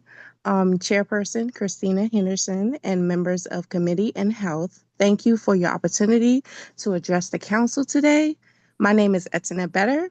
I am a participant of Parents and Teachers Program and residents of Ward 7. I am testifying about my experience in the program. Before I joined PAT, it was hard to trust others in public agencies. After joining, I worked with Ms. Reyes, Ms. Monica. Her actions were genuine. I felt with others, it was just talk. But with her, I could tell she was attentive and observant with me and my children. Her personality was like spring. She's very helpful. She's very open-minded, and she actually helped build trust with me and others. In many ways, Mary Center helped me with food, personal items, diapers, wipes, even coats during the winter. And they make homemade blankets, which is really, really warm. She helped me speak to teachers during my son's IEP meetings. She was technically one of the advocates that I would choose first. I enjoy the outings with Mary Center that they set for us for families. At first, I wasn't the type that go outside. I wasn't the type to talk to people. Like right now, I'm very nervous. And I'm not the type to actually talk to a group of agencies or anyone in general. I was very insecure. I wasn't open-minded in no way. I was shut in. I didn't even want to go outside. But now being with Mary Center, they helped me to gain my independence. They helped me to gain, I would say, the utmost, how can I say it? I'm sorry. They helped me build the most confidence in myself and with my children. It was very emotional for me dealing with domestic violence for so long. They helped me to encounter other opportunities, speaking up for myself. I even opened up to my children. It was hard for me to do that. I had difficulties of being involved emotionally, and I didn't want to get any kisses, no hugs to my children. I didn't want to accept it's hard for me too. And now, me becoming softer, being more open, they helped me with buying food for my children, eating more healthy, giving me more advice on where to take them. They're actually generous to other children as well, and they don't discriminate. Even if you're Black, white, Hispanic, it don't really matter. They will help you in so many ways. I do want to express and ask you all, do you have any idea what it's like to go without? We don't have recreation centers anymore. We don't have any mental health centers anymore. Kids are really going in the streets to just wreak havoc. They just want to get attention in so many ways. The children don't know how to express themselves because they are not heard. A lot of, I would say, agencies don't really want to hear family members or understand where the parents are coming from. They so judgmental. They belittle us as parents, and I don't like it. It makes me feel very uncomfortable. It makes me feel insecure about myself, about what decisions I want to make. And I don't appreciate agencies that look down upon us parents that really want more but can't have it. But y'all want to judge us on how long it takes us to process certain things. I don't get certain agencies, but Mary Center has helped us in so many ways, with so much patience. I can't even express how much gratitude I have towards Mary Center. And I do want to ask you all and leave you with this final question. Would you prefer more gun violence or children without their parents? Or would you want to take care of kids in the system? Or would you like to receive or give more like funding to foundations that don't really care about us or care about their children? Would you build more capacities for children and families like us to thrive more, give us more chances? I urge the council to restore funding to the programs so that others like me and other families can get more support. Thank you. I appreciate you all. Thank you, Ms. Better. Thank you. Thank you to this panel of witnesses. Thank you for all of your testimony. Ms. Better, thank you for sharing the importance of Mary Center to you. Ms. Bremo, thank you for reading the testimony on behalf of the head of the the head of advocacy for the DC chapter of Academy of Pediatrics. The Healthy Steps program has been a game changer for many, and so appreciate that. Mr. Muhammad, good to see you again. Saw you yesterday. I'm going to go through withdrawal. I'm not going to see you next week. But we talked to Mr. Bradshaw as well as Jiren Hill Lockage about the local food purchasing piece, as well as the larger coalition on healthy food. And so we're going to ask DC Health some follow-up questions from that. Ms. Clayborn, it's good to see you at this hearing. Obviously, I've seen you at JPS hearings as well, but as you mentioned, there is a linkage between domestic violence and the and just health in general. If you're still here, I will ask a follow-up question because I don't think I've been to a JPS hearing yet this year where you have been at, but how much was cut from the program? It's hard to give an exact prediction about that for next year, but they're thinking that about 10% of the victim services budget is cut. That being said, so much of the domestic violence providers are also in part funded through the Department of Human Services, which also has a predicted cut. So I think that part of the reason we wanted to show up here today is that there's not really a clear financial link between programs for DV and health. Not that we're specifically asking for that, but of course, just to have it on your radar is what our goal was with this. Yeah. Okay. Thank you so much. And finally, Mr. Moody, thank you so much for being here. I'm really glad that we were able to add your voice to the hearing, and I'm so glad to hear that you are doing much better. When you said you were 6'1" and 88 pounds when you entered in Joseph's House, and frankly, I think your story is indicative of the work that Joseph House has done. I visited Joseph's House a couple of years ago, and for the public who are not familiar with their work and their program, Joseph's House was originally set up as, well, originally conceived as it was being hospice care. But because they did such a good job of helping individuals rebound in that state, it has developed into so much more in terms of continued care and things like that. And they provide such a great service and resource to the community. So thank you for being here and sharing that story. All right, I don't have any further questions for this panel. If you haven't submitted your testimony for the record, please make sure that you do so. All right, we're gonna go to what I think is our final panel, depending on who is here. Dr. Okya Enya, Ambrose Lane, Dr. Kevin Fields, Aaron Johnson, Chris Thomas, Frank Malone, Kimberly Price, and Eric Goulet. Again, if you're joining us virtually, you have to affirmatively accept our invitation to become a panelist. And we'll just give it just a minute while we bring folks into the room.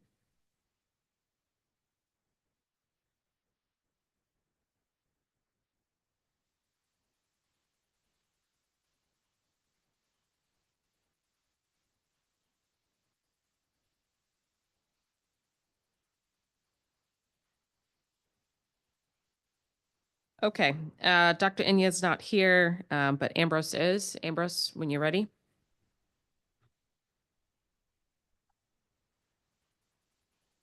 Okay, here we go. Thank you. Council member, one of the things that I am learning, and this is not part of my testimony, it's just a comment. You said that every time you have a hearing, you learn something new. And so do I. I mean, there is just such overwhelming need in the health space in this city.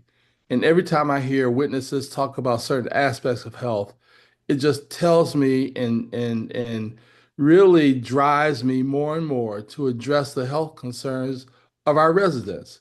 And I know you feel the same way. I just wanted to say that. Okay.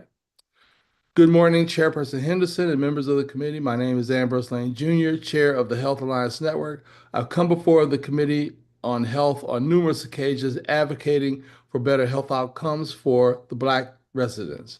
I come here to you today to urge the Council to take a strong position in support of addressing the glaring chronic health and social determinant disparities faced by Black men in the District of Columbia.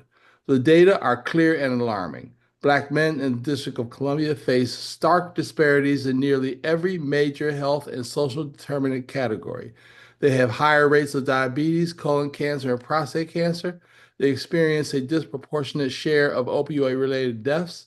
They are overrepresented in the homeless population and face an unemployment rate 2 to 3 times higher than white men.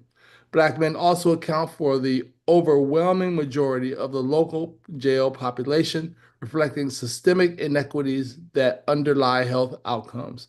The Health Alliance Network and Million Man Vote requests that the following actions be considered and or taken. 1, that the Council Committee on Health initiate a sense of the council resolution recognizing the disparities that Black men face, calling on the executive branch to address these disparities, and committing to the future council action on these disparities to reduce their costs to the District of Columbia and improving the health and lives of Black men.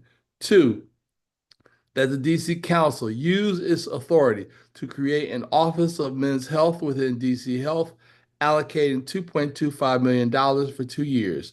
This office will be charged with conducting research on the costs of these disparities, best practices for addressing and correcting these disparities, and providing substantial outreach and programming to reach Black men where they are. 3, as an alternative to creating an Office of Men's Health, that the council make a formal request to the chair of the Opioid Abatement Commission to consider allocating $2.25 million to either fund an Office of Men's Health or to fund grants and contracts to achieve the same outcomes, providing the community with the opportunity to address these disparities. And 4, that the DC Council, using the example of the DC Criminal Justice Coordinating Council, ask a specific agency or independent body to research and ascertain the total cost to the District of Columbia fiscal budget of the social determinant, crime, disease, substance use disorder,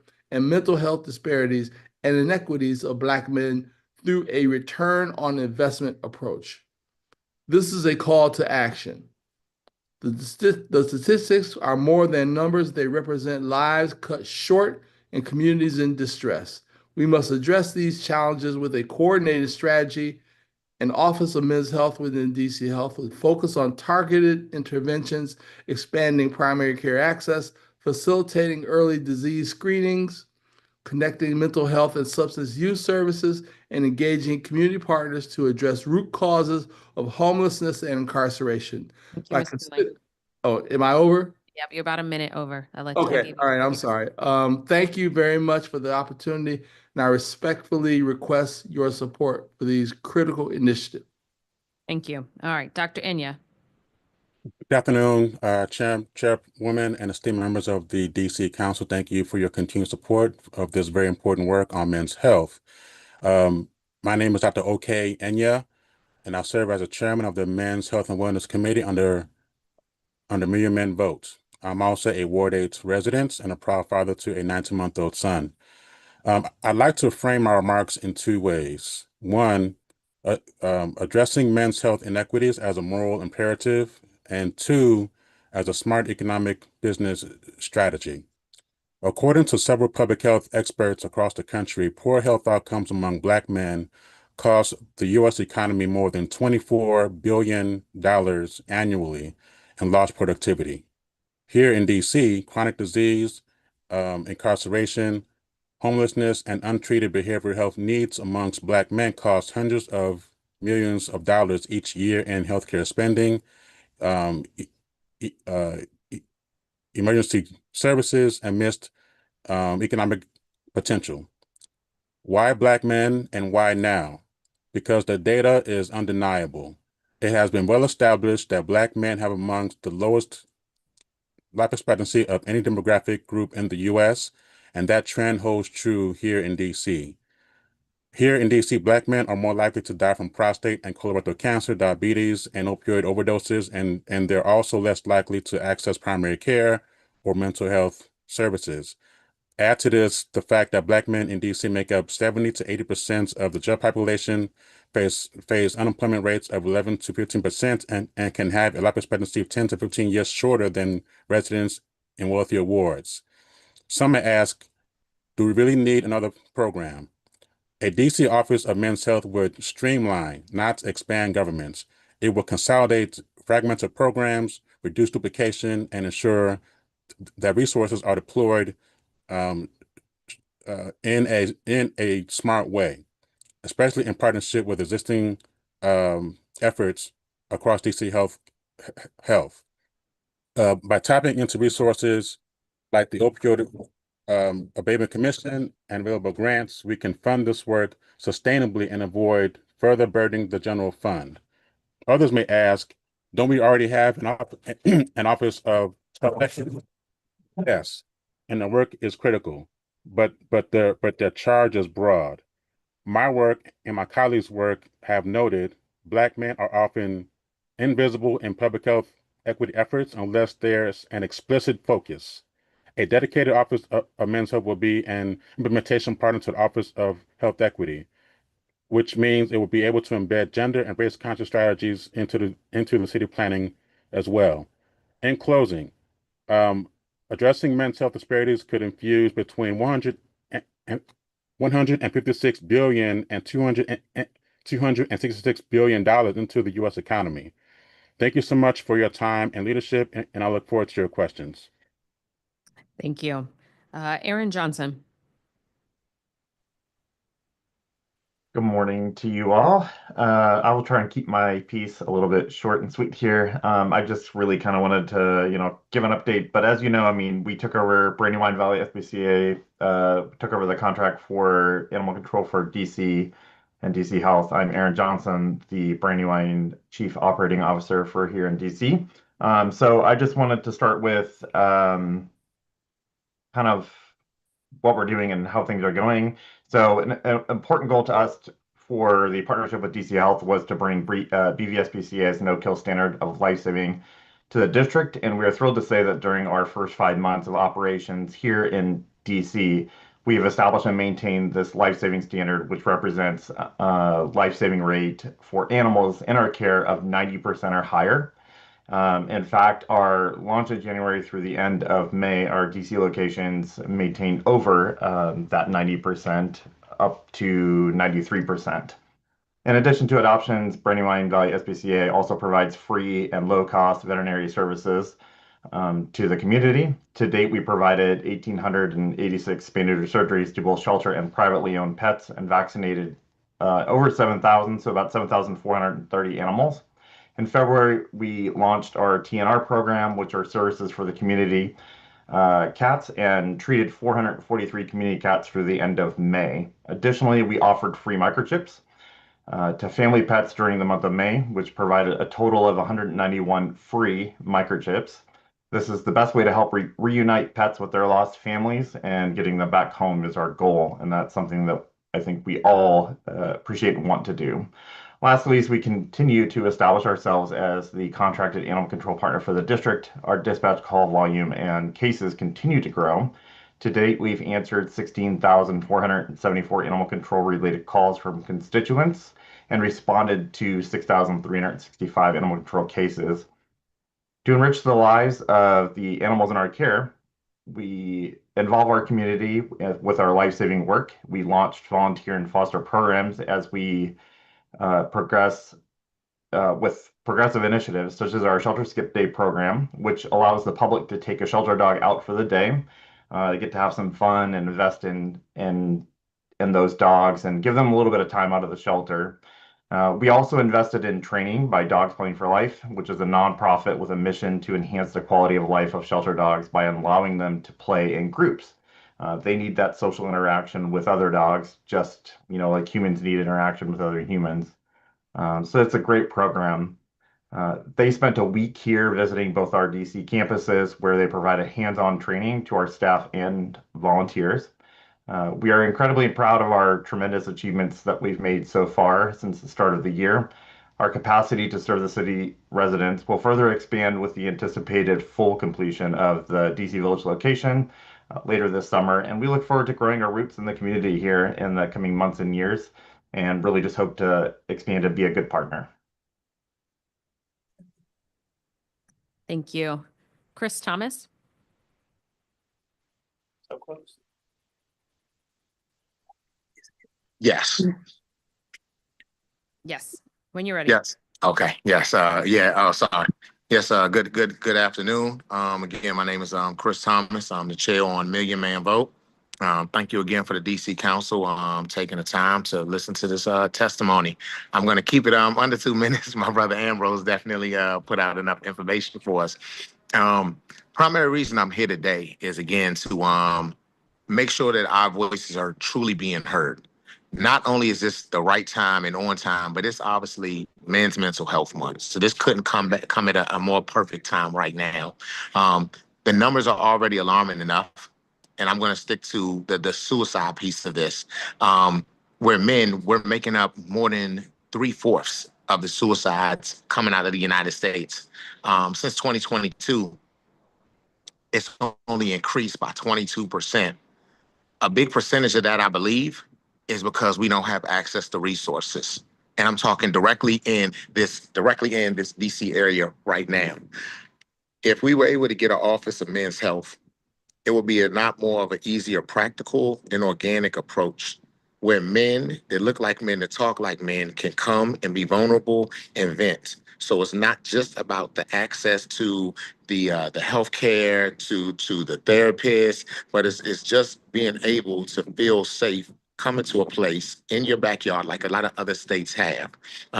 One of the things that's been driving these rates is I also am affiliated with DBH, and I've been educating the youth at Friendship Collegiate almost over the last 10 months on the use of Narcan. Obviously, naloxone and obviously a lot of other street drugs right now.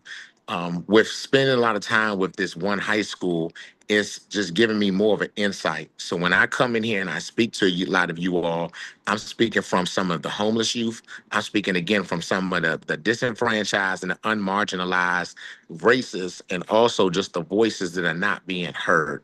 These people need help, and we need help right now. So with us coming again here today, this is not talking about something from last year. This is talking about an active issue in 2025 what we're facing as men.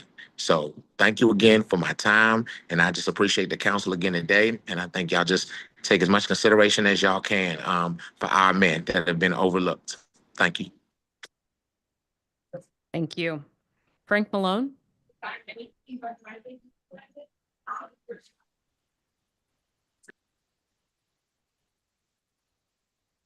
All right, Mr. Malone, if you're speaking, you're on mute.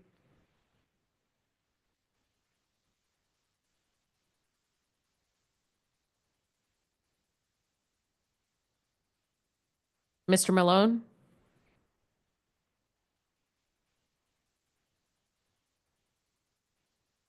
Okay, we'll go to Kimberly Price. Good morning, afternoon, council members. Thank you for the opportunity to share. My name is Kimberly Price. I am both customer and mock champions for Produce Plus. One day, almost 13 years ago, I was way to the doctor, and I spotted a sign about Produce Plus, a program offering free fruit and veggies for DC residents.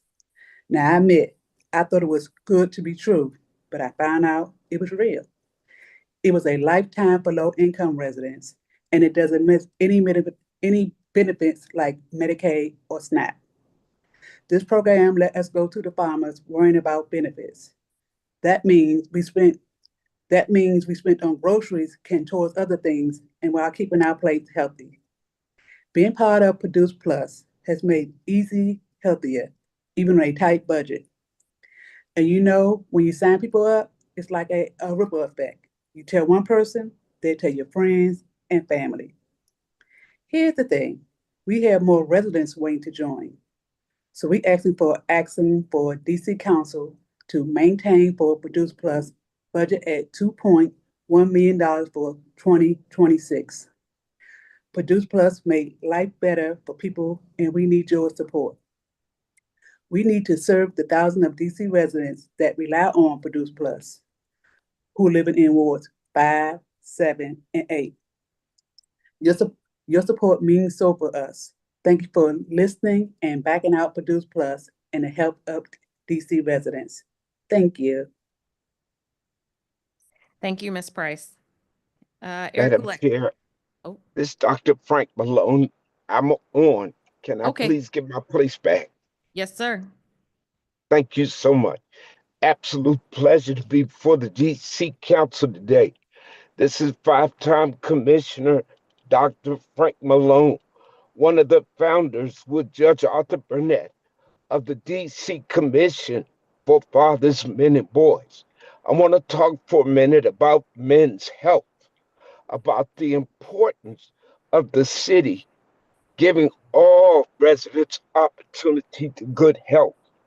Within the last 5 years, DC has lost 2,500 lives to substance abuse alone.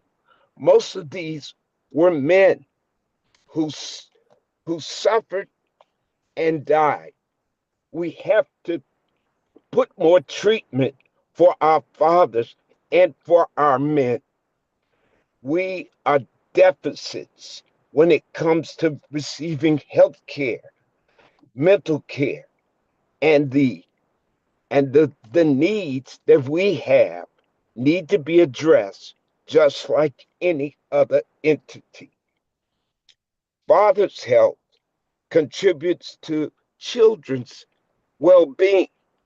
Fathers serve the needs of children by changing the trajectory of those who are in school and those who are incarcerated. But you need healthy fathers to do that.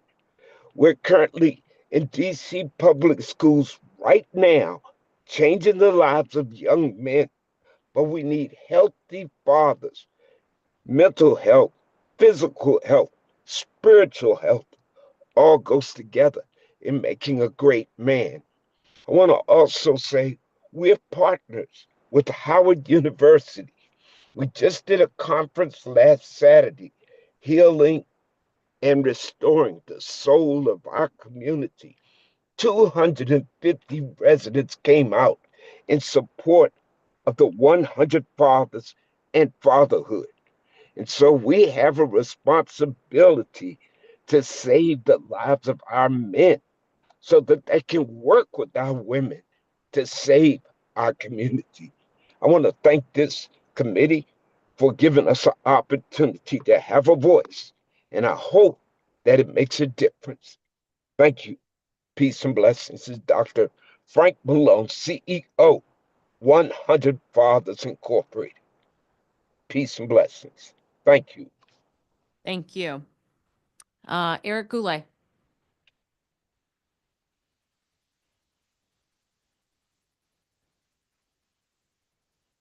Okay. All right. Wasn't able to join us. Okay. Well, I want to thank all of this group of witnesses for your testimony. I think we've had a couple of hearings for some of these issues we've already discussed at another hearing in terms of all of the witnesses who testified regarding men's health. Thank you for being here. Ms. Price, good to see you. Thank you for being here and talking a little bit more about Produce Plus. It's always good to hear from folks who are using our programs and are feeling very good about that. All right. I don't have any further questions for this panel. If you haven't provided your written testimony for the record, please make sure you do so so we can have it for the record. So I want to thank everybody who testified today. This was a great hearing. We celebrated a birthday. We heard some good information about a variety of programs and investments that are made. The record will remain open until 5 p.m. on June 20th for the public to submit testimony if you haven't done so already. You may provide written statements on the DC Council website at dccouncil.gov/hearings. The committee will hold part 2 of the budget oversight hearing for DC Health on Monday, June 16th at 10 a.m.